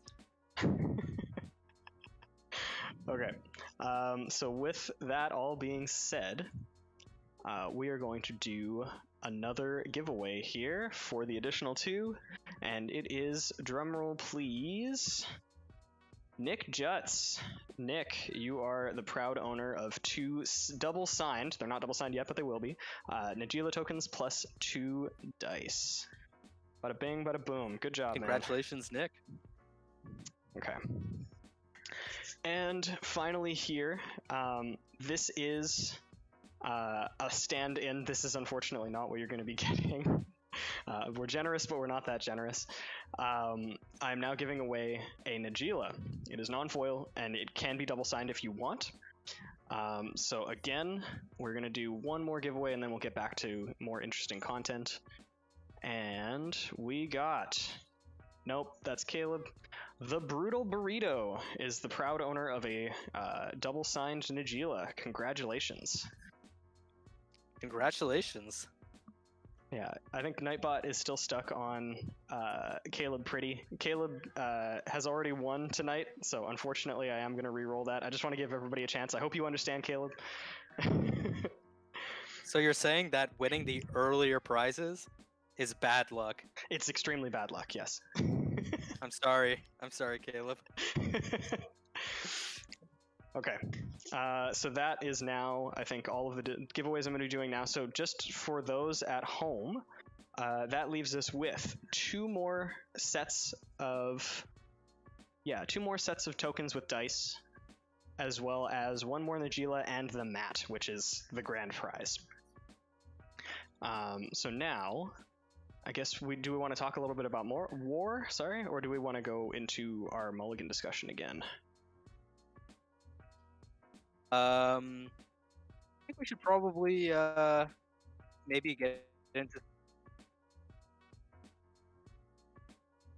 Oh, we got cutting out here, but you know what? Yeah, we should. For all of those. Oh, did you not hear what I said? Yeah, no, you cut out a little bit. I was saying let's do some Mulligans. Yeah, I'm okay with that. I just want to point out in the chat here, this Nightbot that I've implemented is very fresh. So it is deleting people just getting hyped about stuff. So David Guerrero and Azzy Namaste, at least just recently, I'm very sorry that it keeps deleting. You're just trying to get hyped. That's fine. I'm okay with that. But Nightbot is not. So just know that it is acting against my wishes here, and I'm glad that you guys are excited as we are for this sort of thing. We are going to go just into a couple mulligans, and then we'll talk a little bit more about war. And then I think that'll probably give us enough time to pad that between now and when I do the rest of the giveaways. Yeah, sure. We can do a little bit of Q&A in between. Oh, absolutely. Yeah. Okay. So who did the last? Who did the last one? Was it you or me? I think it was me. Okay. So then I'm gonna do the honors here, at least for this one. I'm hoping to get a triple and just get all good hands. I'm gonna see if I can go X or 0 and X and just never draw a good hand, and then have everybody laugh at me for playing a bad deck. Good night to Scotty. Yeah, night Scotty. Thank you for tuning in. Always nice to see you. Oh, I guess something that I could do, just for showing off sake. This isn't relevant to Magic, but this is my keyboard that I bought. It is a Vortex gear, and it's beautiful. Scotty was the one who encouraged me to buy it. At least look into it, and then I kind of did the rest, but it is absolutely gorgeous, and thank you to Scotty for the recommendation. This is first and foremost a keyboard stream, so anyway. So I'm just drawing up my hand here. Now let's talk about dead cards. So to start off, we got Viscera Seer, Deathrite Shaman, Badlands. So that's not bad. Well, it is actually, but anyway. We got a Savannah, a Mystical Tutor, a Crop Rotation, and an Elves of Deep Shadow. So I think that this hand is really good. I think on a first 7, I would maybe get a little greedy and mulligan that. I don't know, Crop Rotation feels like a weird card here. Yeah, it's definitely not optimal. Yeah. So if we assume that Deathrite Shaman is going to be tapping for mana off of a fetch land here, and with the Crop Rotation, that's a pretty safe assumption. Then obviously Mystical Tutor can theoretically go get something to let us find Academy Rector, and you can try to combo off that way. Mm-hmm. It seems a little all in, but I don't know. What do you think? I would keep it. I am on average just a little bit greedier, especially when it comes to hands that have playable cards, because as you say, if you draw Kiki Jiki, it's maybe not the best, but so with this sort of hand, I think this is fine because we do get to go, depending on if we're going first. I think if we're going first in turn order, we definitely play Elves of Deep Shadow, just because we don't have a fetch land to guarantee our Deathrite Shaman. If we're not going first and somebody does have a fetch land, obviously we get the Deathrite Shaman, which is a little bit more flexible. But either way, because we have the red source, we can cast Najeela on turn 2, which is a great way to apply some pressure. And then we do have the Mystical Tutor to search up. We could even get something like Eldritch Evolution so that we can sack one of our dorks into Derevi, so we can go that route. Or depending on if we draw more non-instant and sorcery tutors, because we already have the sack outlet, as you said, we can go into, oh, my camera's really bad, sorry guys. But we can go into, finding something for Hulk or using Academy Rector, that sort of thing. So I think that because it has that sort of, that flexibility, that I think this hand is actually not terrible. So you're right that it has a plan. It has multiple plans. Like it has obviously like the tempo plan. Like the main concern with Derevi here is, or Eldritch Evolution into Derevi is like that small chance that you like can't find the second green source to be able to cast Eldritch Evolution. But I think that's like pretty marginal. Probably you should get there. And my other concern with this hand is that it's like quite all in if you do take that plan. So unless we draw some kind of like interaction to protect that combo, then it's pretty fragile. And also we have no way to interact with people like leading up to that point, which Najeela, like, when you're tapping out for her on turn 2 and then untapping on turn 3, you want to have a counter spell on for turn 3, or at least like a removal spell or something. So Pro A, Summoner's Pact is not very good here. It's in fact even worse because the mana doesn't work out super well. You can't get green, white, blue super easily with this hand. Yeah, it's going into Eldritch Evolution, or going into, Summoner's Pact is definitely, I would say, the most greedy of all of them. Obviously you can feel at the table, but likely if somebody has, like a free counterspell or any counterspells whatsoever, then you're pretty much hooped, I think. Yeah. But on average, I would say that my style of I kind of prefaced the stream with this, but my style of mulliganing is I'm very conservative. If I have a playable hand, I tend to keep it. That is kind of a fault on me as a deck builder, but I think that this hand is playable as it is. I could be biased, but that's my thoughts on it. So you're not completely wrong. I think like I'm coming from the. Sorry. Well, that sounds that sounds bad. So we know what we're about here. Let me rephrase that. What I do like about this hand, and what I also think is, you obviously know your deck better, so you know what you're liable to top deck, or what you're likely to top deck that could theoretically like really make this hand pop extremely well. So obviously like that experience helps you evaluate this hand a little bit better. But what I personally like, knowing this deck and knowing this style of deck is the fact that Viscera Seer is not actually like a dead card. Viscera Seer for this style of Hulk deck is actually like really nice to actually be able to just sneak into play, because it actually gives you additional lines. Yeah. So it actually doesn't look as bad in this hand as some people who are more, let's say, accustomed to only playing Tempo Najeela might think. Yeah. Yeah. I appreciate you giving me the benefit of the doubt for sure, but yeah. I mean, like I said, this is not a shit on Bill stream. That's fair. All right. So I think because we found a playable hand for me, let's do one for you now. Sure. All right. So I'm shuffled up. We'll see what happens. And so this is probably going to be bad because, right, 2 in a row can't be good. The third can't be good. So Vampiric Tutor's a nice start. Mana Confluence is a nice start. Chrome Mox could be good. Edric could go under the Chrome Mox maybe, but could also be good. Birds of Paradise, very nice. Guy's Cradle, yeah. So Guy's Cradle, like kind of awkward sometimes, as you can see. And then Savannah. So okay, so we finally have like a hand that's not like a absolute slam dunk. But that being said, I'm probably gonna keep it.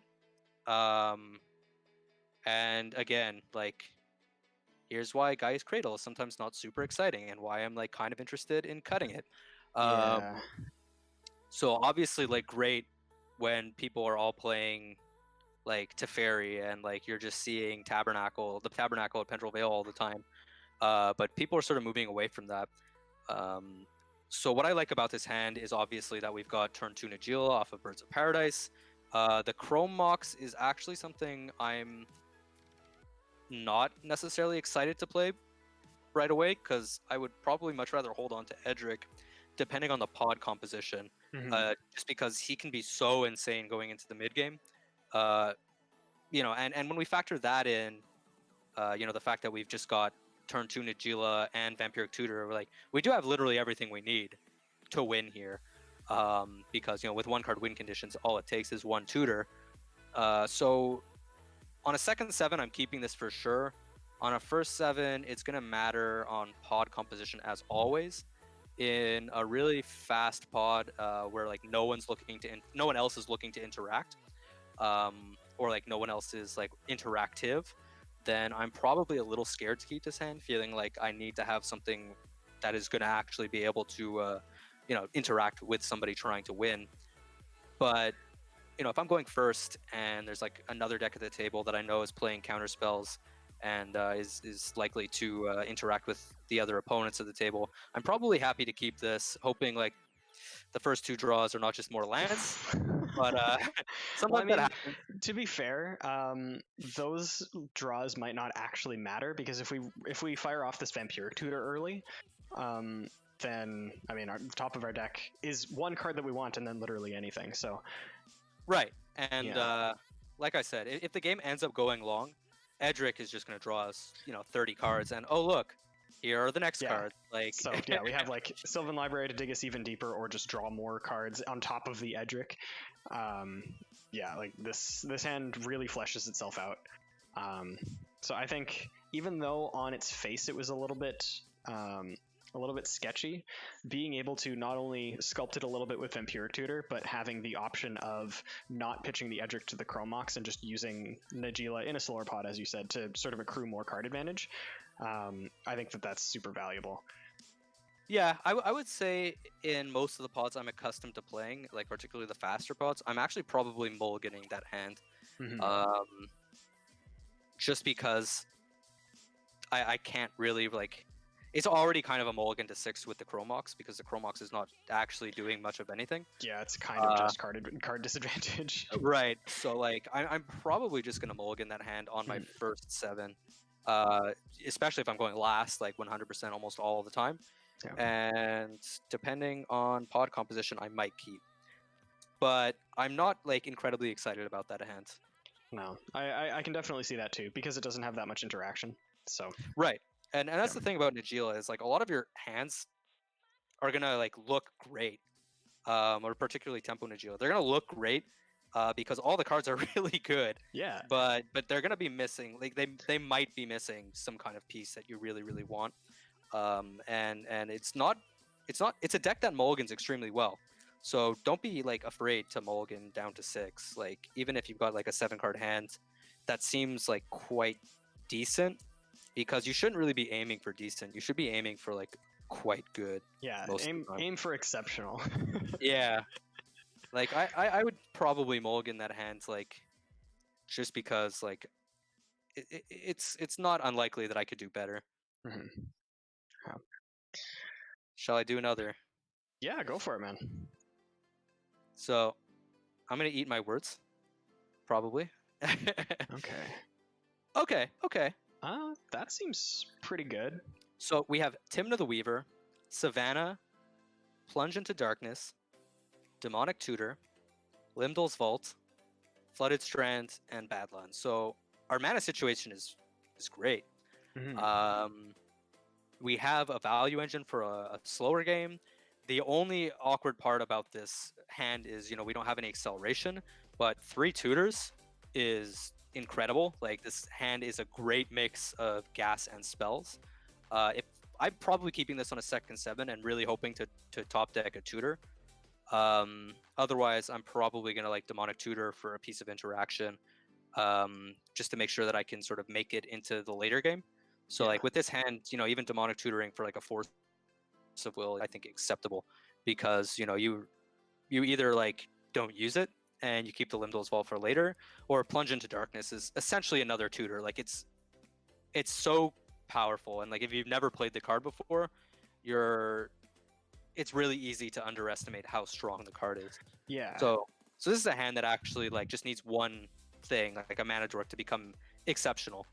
And Flusterstorm actually really bridges the early game for this hand. So that's a great top deck there. So I'm pretty happy about this hand. Yeah, I would say that that's pretty much a snap keep. Just because of the flexibility afforded by the tutors, the value provided by Tymna, the fact that you have access to basically all of your colors, so all of your top decks are live, as long as they're good and not more lands. But even with them being more lands, you have a Limdol's Vault to clear those away and find 5 better cards. So yeah, as long as you can make it past those first couple turns, I think that hand is bonkers. I'm just going to very quickly turn on some lights. Unfortunately, I don't have professional grade lights right now, but I have noticed that it is getting fairly dark. So I'm going to turn on some of my lamps so that you guys can at least still see me. So just 1 second, guys. So Kuma, I don't actually personally see the issue with having Plunge and Limdol's Vault and Demonic in hand. Like, Limdol's Vault, like, you can use it to find one card, like as a Vampiric Tutor. That's totally fine. John Smith, how much life am I willing to put into Plunge? It depends on what I'm doing with it. So if I'm looking for just to cycle it, I'll either do like 4 or 8. So I'll either do Impulse or Mega Impulse for 8. 8 is a really common number for me. And if I'm digging for something, I'll do it for 20. So like straight up, just exile, 20 cards. Yeah. Because like you're basically guaranteed to find whatever you're looking for when you do the Plunge for 20. Mathematically, boys and girls. Well, yeah, if we want to use math, I guess then. The darkness was not an aesthetic choice. Unfortunately, no, Caleb. It is now getting late, and I don't have our studio lights here. I was relying on my huge windows for a lot of the light. So anyway, but yeah, I think that Plunge into Darkness, I think also being fitting with our surroundings. Not only that, very fitting. It's I think it is a very, very powerful card. It's something that I would be very happy to see. Maybe not in this list, just because of how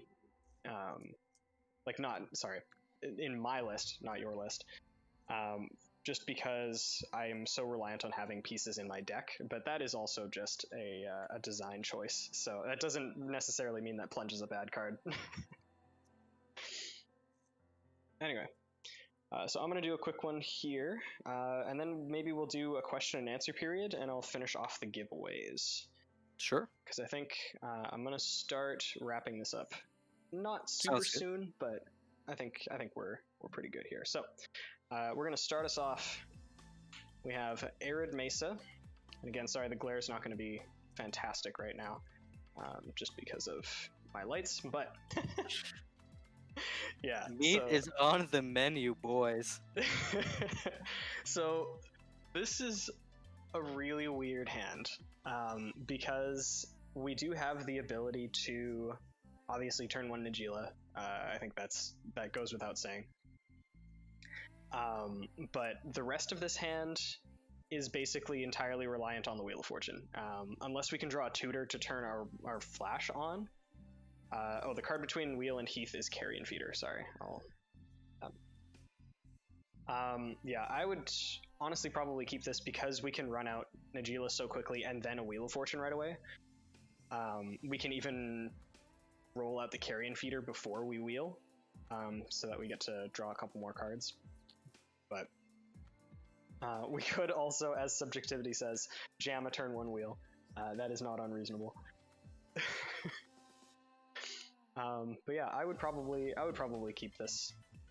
It's the less exciting of the greedy hands that I would keep, although really any hand that can turn 1 Najeela is fairly good on average. it is known to elicit groans from the table, Absolutely. even in competitive circles. Yeah, that's the thing. Like, when I first switched over, my commander for the longest time for this list was Sliver Queen. I've mentioned that a couple times. Wheel, hold priority, flash, carrion feeder. James. Yeah, so my original commander was Sliver Queen. And that was basically just because she was the best of the 5 color creatures that exist. So she was kind of a no-brainer for the commander for this type of list.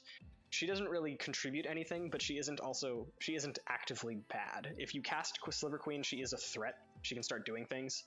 She also had very interesting interactions with Goblin Bombardment as one of my sack outlets, to help you just control the board and ping off things. This was, of course, for the late game, but switching over to Najeela, I didn't realize quite how powerful she was going to be at first. I misread her probably 3 or 4 times before I actually played her, and then I attacked with her once, and I'm like, okay, I get to make a token. And then I went to attack with her the second time. I'm like, do I make 1 or 2 tokens? And I found out the answer was 2. My life was changed for the better ever since. So yeah, like, being able to jam a turn 1 Najeela has caused my playgroup to be maybe not mad at me, but probably less happy than they should be. That's fair. Yeah. So I'm probably keeping that hand. I'm not gonna lie. Mhm. You know, and like that's a great hand to illustrate how different our decks are actually, because like I don't know that I think there's like one non-land card in that pile that I play. Yeah, and I think it's Uh, Mana Crypt. it's Mana Crypt, yeah, and like that doesn't count. That's just like you No. you put Mana Crypt in your deck and then you build the rest of the deck. Yeah. Um, Unfortunately, if you want to win, you play Mana Crypt. right, and I'm not actually like. Well, so it's going to depend on seeding order, as a lot of people in chat are saying. Turn 1, if like people have all kept 7 and like some amount of people have kept like their first 7, I'm actually pretty happy to turn 1 wheel there. Yeah, so you can kind of get a feel for how the table is going as well. Right. It depends on whether or not you're on the play. Yeah. Which is like actually just it's such a huge part that makes wheels awkward in a lot of decks these days anyway, is like the whole play not play dynamic. Mm-hmm. Where like so many people are going to just dump a ton of fast mana and make your wheels like feel really awkward and dead. So I mean, like that's just my personal experience and my personal take, where I'm like iffy on wheels these days. But I know like that's not everyone else's experience, and like they're objectively powerful. So I think it's not wrong to run them. I think it's just like harder to justify in my mind. Oh, absolutely. Something that I will actually mention that is worth consideration is I run wheels, but I don't run things like Edric and Tymna, and maybe that's wrong. Because, I mean, I am, at my base, a creature-based deck anyway, so I would be able to search out those things pretty easily and start accruing value that way, instead of resetting the whole table.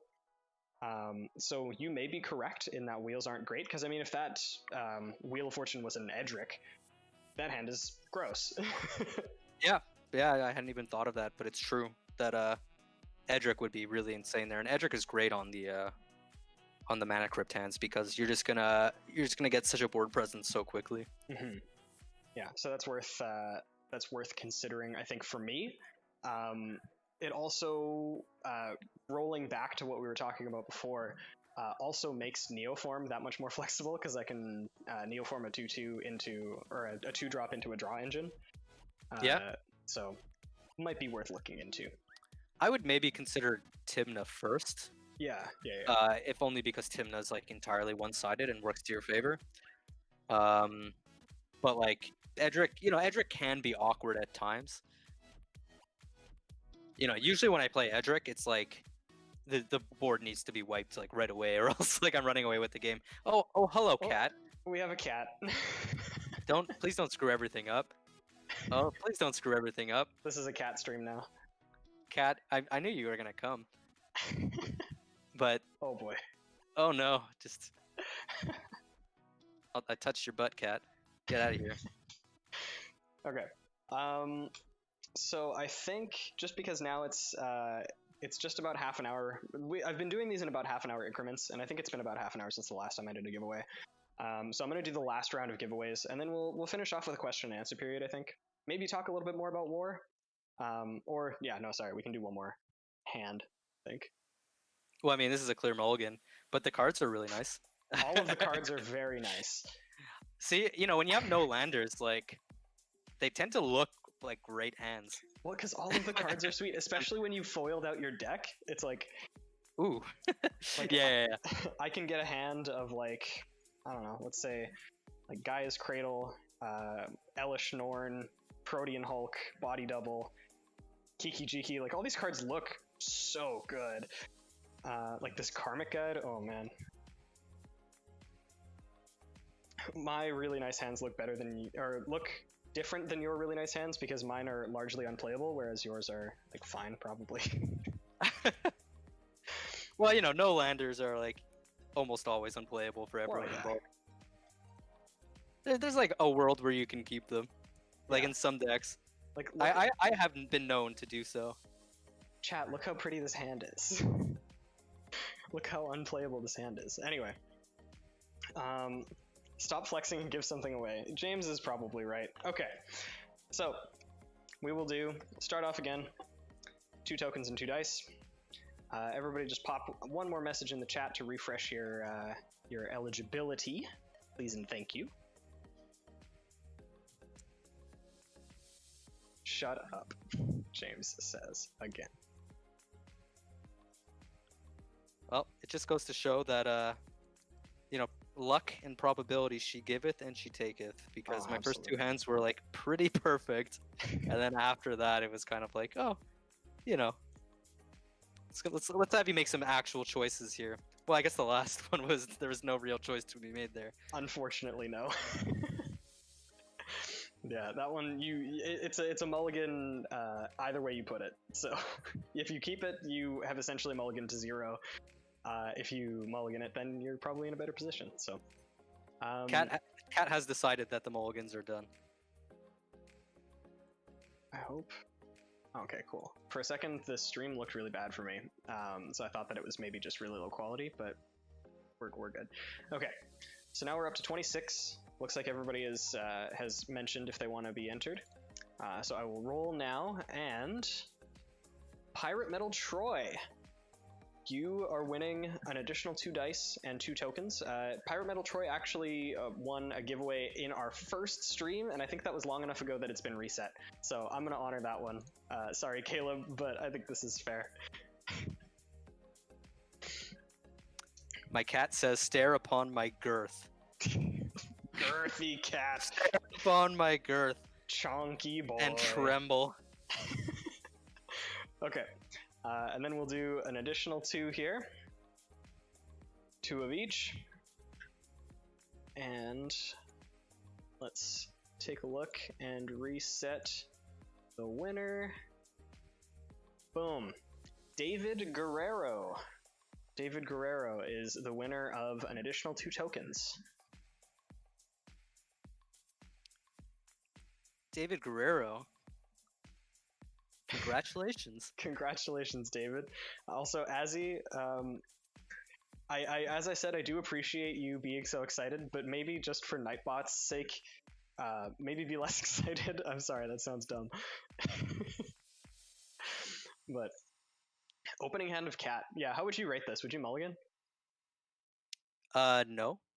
Never. I mean, like, I just have to get him to eat my opponent's cards. That and then works. What are they gonna do? Yeah, there's nothing wrong with that. So what is your cat's name? Can you introduce? Yes, I have 2 cats actually. And if you guys joined the Spike Feeders Discord, you can see much more cat content where this came from, because I do like to post pictures of my boys. So this is Dr. Pickles, and my other cat, who is not here because he's shy, his name is Brisket. Dr. Pickles and Brisket? That's just a perfect sandwich right there. Right? Oh. There's a strong combination. This one likes to chew on everything and destroy. He is currently chewing on the cable that's connecting my webcam. Oh, okay. So if you go dark, we'll understand why. Okay. One cat and unoptimal. We all know that's why we're on Discord. Yeah, we're a cat Discord. At the end of the day, that's really what we're all about here at the Spike Feeders. So once again, to continue on with the giveaways, because we can't let the action stop, we do have another Najeela that we're giving away. Once again, this is just for illustration purposes. You will be getting a non-foil one. I know that's a lot less exciting. I apologize.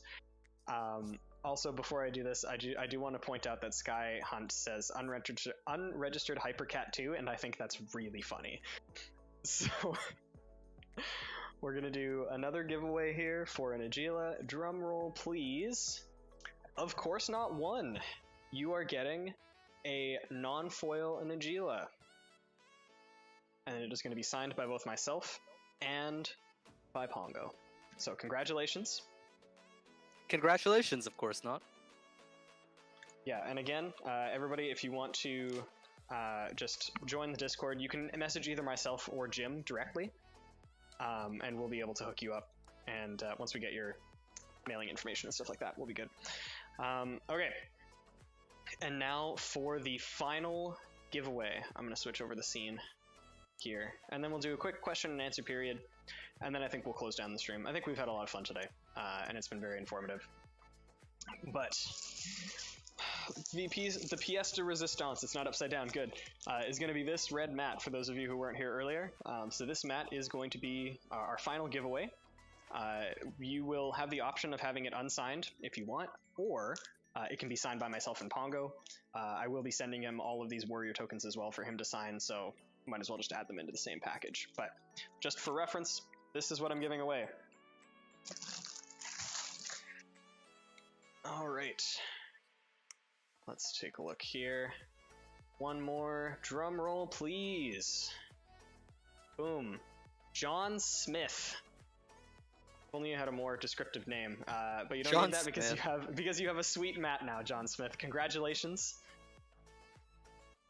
John Smith is clearly somebody's alt account. Like, come on. Well, as long as John Smith contacts us, we won't have any trouble differentiating him from the other John Smiths in the world, and he will have a mat to set himself apart as well. So congratulations to you. Congratulations, John Smith. Okay. So finally, let's open it up. We'll open up the floor to question and answer period. Does anybody have any questions they want to ask me directly or Pongo directly about Najeela, not about Najeela, whatever you want, go for it. Hey, can we buy one of those handsome mats? That is a question, and I am honoring that. We do actually have a website. Just pulling it up here so that I can link it. James has probably already linked it, but boom. I can link it because, yeah, the Nightbot likes me, apparently. But yeah, so you can actually check out, we have links to all of our videos. We have links to all of the deck lists that are featured in our videos. We have our store that includes all of the things that you've seen thus far. I don't think we've put up the signed tokens yet. If you buy them from the store, they will only be signed by me, unfortunately. But you will also be able to buy our dice and our mats. We have 5 different colors of mats, so you can pick. They're all kind of assigned to different spike feeders. So if you want to support a specific team, then you absolutely can. Mine is green. Green is my favorite color. So if you want to support, it supports all of us, but if you want to support me specifically, buy a green mat. And there are also altars that you can buy. So the person who designed our new logo is actually an official spike feeder. You don't see her in very many games, actually at all yet, but her name is Madison. She goes by Clover Altars on our Discord. She's extremely talented. She's put up a lot of her own art. She has, I think she just sold a counterspell altar that had the surprise Pikachu on it. So you can get stuff like that. You can check out her work that she's posted on there. Again, incredibly talented. Should definitely check out what she has to offer. I should spoil what's coming next week. I don't remember what's coming next week, so James, you should spoil it because that's your thing anyway. Oh, also John Smith says, love the stream, but pick someone else for the grand prize. Okay, so I'll re-roll. Works for me. All right. Wow. So everybody, just to get the hype back up, we have a request to reroll. So I will be giving the mat away to somebody else. So anybody who is interested in the mat, just pop another message in there just to make sure. And then while people are doing that, let's answer some questions here. What was your first ever commander deck? Mine was Teysa, but it was the one from Dragon's Maze. I forget what her name is. She's the 7-mana 4/4 that's really, really bad. She has protection from creatures. But yeah, I just loved Obsidat in that limited space. And Debt to the Deathless was my favorite card. So I made like an Orzhov control deck. And that was my first ever commander deck. That was my first foray into EDH. Pongo, what was yours? I don't know if I've actually heard this story. Yeah, good question. So anybody who knows me and who's been following me for some time won't be super surprised to hear this, but my first commander deck, and eventually became a competitive commander deck, was actually Derevi Imperial Tactician. And it's a funny story because my love for Derevi is actually what like led me to want to really do work on Najeela. After like learning that Derevi was a 1-card win condition with Najeela, I was like, okay, well, you know, even if Najeela doesn't end up being insanely good, which it turns out she is, you know, I'm pretty down to play this deck, and I was like pretty certain that she was going to be good, because my like initial thought was like, this is literally Teferi but 5 colors. Mm-hmm. And you know, it's not so powerful. It's not exactly Teferi, obviously. You know, like there's huge differences between the two. But you know, it's more the idea of like the whole 1-card win condition. You know, in a show of really good cards, that sort of led me to immediately think this is how I want to build Najeela. Yeah, no, I had a Derevi deck put together for a while too, and it was a lot of fun. But it was fun for me. Because it was the stasis build, which was notoriously bad at closing out the game, but it was really good at shutting your opponents down from doing anything at all. So again, so in the early days of the CEDH meta, I actually had a really good win rate on Stacks Derevi, and I actually have a primer for that deck as well, as some people may or may not know. But really what changed with that deck is there was like an obvious shift away from Blue-Black X manual storm decks with the printing of Thrasios. So getting down your tax effects is really way less punishing. And in addition, it's like way harder to tax people's draw engines because everyone's playing Thrasios and Tymna. And they're creatures, right? So they just kind of walk right through your taxes. So that was like a really big detriment to the deck in the meta. The general meta, so it became a lot harder to play that deck, and yeah. So I mean, we could talk all about that. Like that's like a whole other thing we could discuss. Is like the history of the meta and of CDH at large, and sort of changes and big, sort of wide scale changes in deck archetypes and such. Man, have we ever experienced a shift in CEDH? The format looks so wildly different from when I first started. Yeah, I think we could have an entire stream about the evolution of that, and I think it's really interesting. But we should probably get back to questions. Yeah, I was gonna say also for the giveaway, it looks like Nightbot glitched out when I hit roll it, and it just refreshed the page instead. So I'm really sorry, but if everybody can just pop one more comment in the chat, even if it's just I don't know, just an exclamation point. You know, just get some exclamation points or Fs. Actually, Fs are better. Everybody pop an F in the chat for Nightbot being bad. I want to play Matt too. Yeah. Okay. Cool. There we go. Okay, we got some Fs, we got some exclamation points. Those are a lot easier. Yeah. Okay. Let's see here. All right, yeah, so we got 22 people that we're pulling from here. And again, this is for the red mat. So let's see who is lucky enough to get the mat today. Drum roll. Boom. Eager Beaver Vainglory. I hope that's not your real name, but you do. It is a sweet tag, and now you have a Najeela mat, a nice red mat, so that you can crush your enemies and make them feel absolutely terrible. Congratulations. Congratulations, Eager Beaver. Yeah, just hit up Jim or myself on the Discord so we can get your information, so that we can send that straight to you. Anyway, okay, let's answer a couple more questions, and then I think we can shut her down. Yep. Okay. All right, I'll let you pick the questions, and I'll answer them if they're relevant to me. How about that? Let's see here. I'm just scrolling up to see what we got. Oh, here's one that's actually about Najeela Tempo.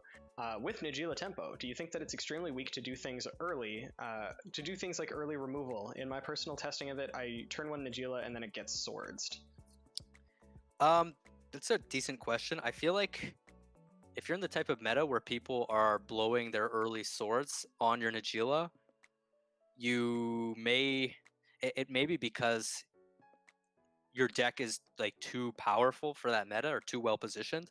I feel like if you've got like another, like, let's say you have other decks at the table that are equally powerful or also like CEDH decks, things like Gitrog, things like Zur, things like Protean Hulk type decks, that removal becomes a lot more valuable to hold on to punish people's win attempts, or to deal with like the really problematic commanders that generate a lot of value, like Gitrog monster, like Zur, for example.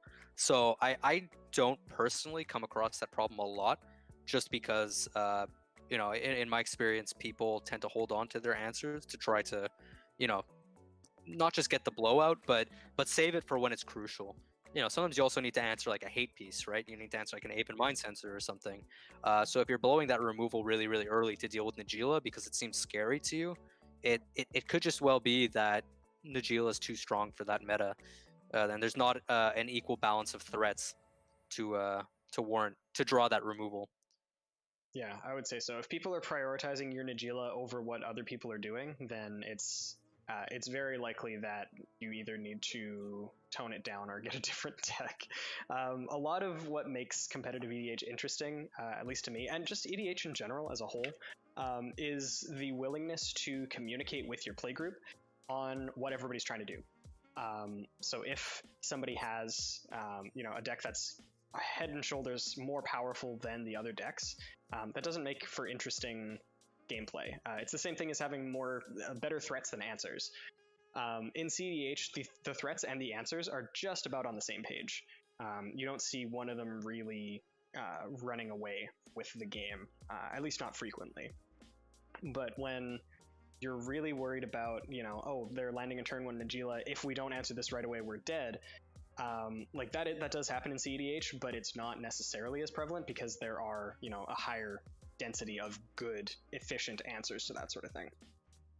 So yeah, it's much better to try to catch Najeela with like a board wipe. Yeah.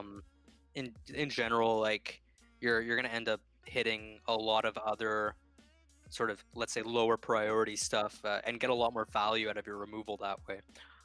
So yeah, I don't personally end up seeing that a lot, but it could just be that, again, I play with like a lot of Gitrog monster, and that removal tends to be at a premium.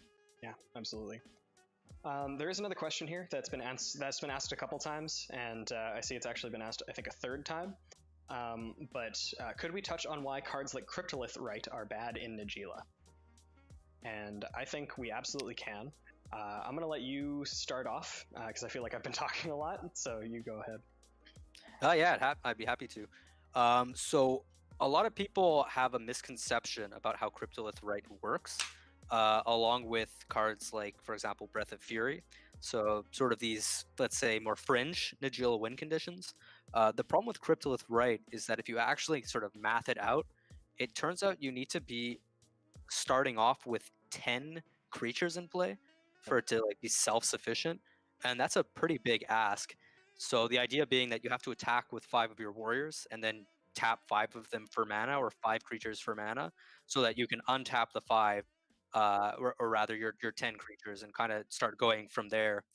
So it ends up having higher requirements than a lot of the other combo pieces, and the priority for tempo is to have win conditions that work with the least amount of a board state possible. Yeah, absolutely. I think something that just in that realm of cards that seem like they're playable because they do technically combo with Najeela, but are definitely not good enough, would be things like Bear Umbra and Sword of Feast and Famine, because they suffer from the same sort of thing where you need a big setup. Because honestly, to get those to work, you need 5 lands. And they all need to produce the correct colors. Whereas the reason why Nature's Will and Derevi are so much more powerful, even though it seems like they do the same thing. Derevi can untap the same land 5 times. So if you have a City of Brass in play, that's all you need, instead of needing one of each. Right. And with Nature's Will, because you get up to 3 triggers, you can have, I think you can do it, the lowest amount that you can do it with is 2 lands, as far as I'm aware. Unless you have like a Mox Diamond or something. Then you can do it with 0 lands, technically. It would be pretty hard, but you could. With Nature's Will? No, Nature's Will only untaps land. Sorry, I'm still thinking of Derevi. But yeah, no, with Nature's Will, the lowest you can do it with is 2 lands. So actually, you raise a good point there as well. The reason why Derevi is valued so highly above the other win conditions is that she combos with your other mana producing permanents as well. So if you have a Birds of Paradise in play, you can win with just that. If you have a Mox Diamond in play, she wins with just that. She can untap your Chrome Mox to get let's say your blue mana if that's your only source of blue mana. So Derevi ends up being the most powerful just by virtue of her flexibility, by virtue of the fact that she comes down for 2 mana, and also the fact that she works with newly created tokens, unlike Druid's Repository, which does not count those because they're not declared as attackers. Yeah, that's one of the main reasons why I've actually cut Druid's Repository in my list. Is it allows you to play really nicely under Blood Moon, because your attackers just turn into mana batteries essentially. But I don't know, of the possible combo enablers that I can use, it is the worst one. Not to say that it is bad. It just, of the ones that are available, namely being Derevi and Nature's Will, it is worse than both of those. I think that's fair. Yep, no, that's absolutely right. Like I say it like fairly often, where like I wish Wizards would just print like a Bant Druid's Repository that is basically just Derevi's attack trigger. Like that would be great. So good. Like I would just replace Druid's Repository, like because sure, it ends up costing 1 extra mana and it's harder to cast, but requiring so much less board presence is so nice. Yeah, the attack trigger is just so strong.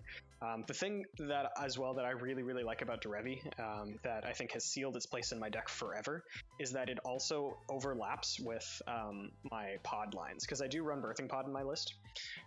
So being able to use it as not only a Najeela enabler, but also a pod enabler, and also being able to pod into it, as well as all the other ways that I can get it into play. It interacts really, really nicely with Sneak Attack, which is also in my list. It does just way too much. Derevi is, I think, the absolute strongest card that you could put into a Najeela deck. I would say bar none. So is this where I get to get one last dig in on you? Is this where I get to say? Is this layered combo? It's adaptive combo. I know that was a meme for a while. But yeah, so layering my combo pieces is something that I value really highly. Jamming as many combo pieces as possible into one single deck is something that I take a lot of joy in, and Pongo takes a lot of joy in making fun of me for. So yeah, but I talked about this with Bill earlier. He knows it's out of love and respect. Yeah, no. Layered adaptive combo. There we go. Yeah. Layered adaptive Pongo. Yeah. Okay, I think we had one more good question. I mean, all the questions were really good, but I think we're just running out of time here. Well, it's your call. I can go for a bit longer, but it's your decision. yeah, let's do another couple questions, and then I think Sounds good to me. I'm gonna call it. Let's see.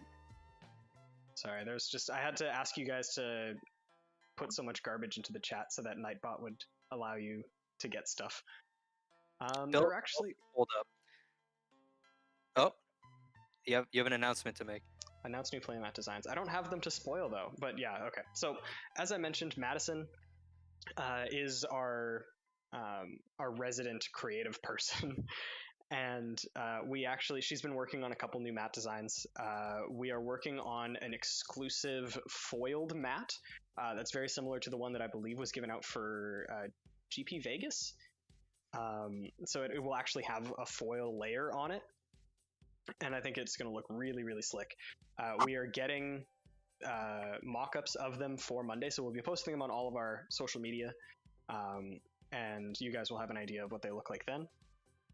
But yeah, we're really, really excited for them. I think they're going to look so clean, so fresh. And then, yeah, you can just ball out and crush people with your foil deck and your foil mat. That's the important part. I'm sorry, did I just hear you say that's how you're going to compensate me for helping out with the stream? Is by giving me one of these sweet mats?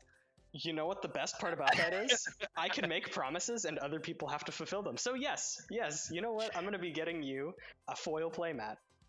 Oh my god, and here I was thinking that wouldn't work. And it works. No, you have done greatest plays 2019, boys. It is very much appreciated that you came on this stream with me today. Yeah, James, as you can see, James is the one who has to, make it work anyway. So yes, so confirmed on stream, you will be getting an exclusive foil Spike Feeders mat, exclusive to the point where you can buy it on our website, I think. Amazing. I'm so stoked, guys. You have no idea.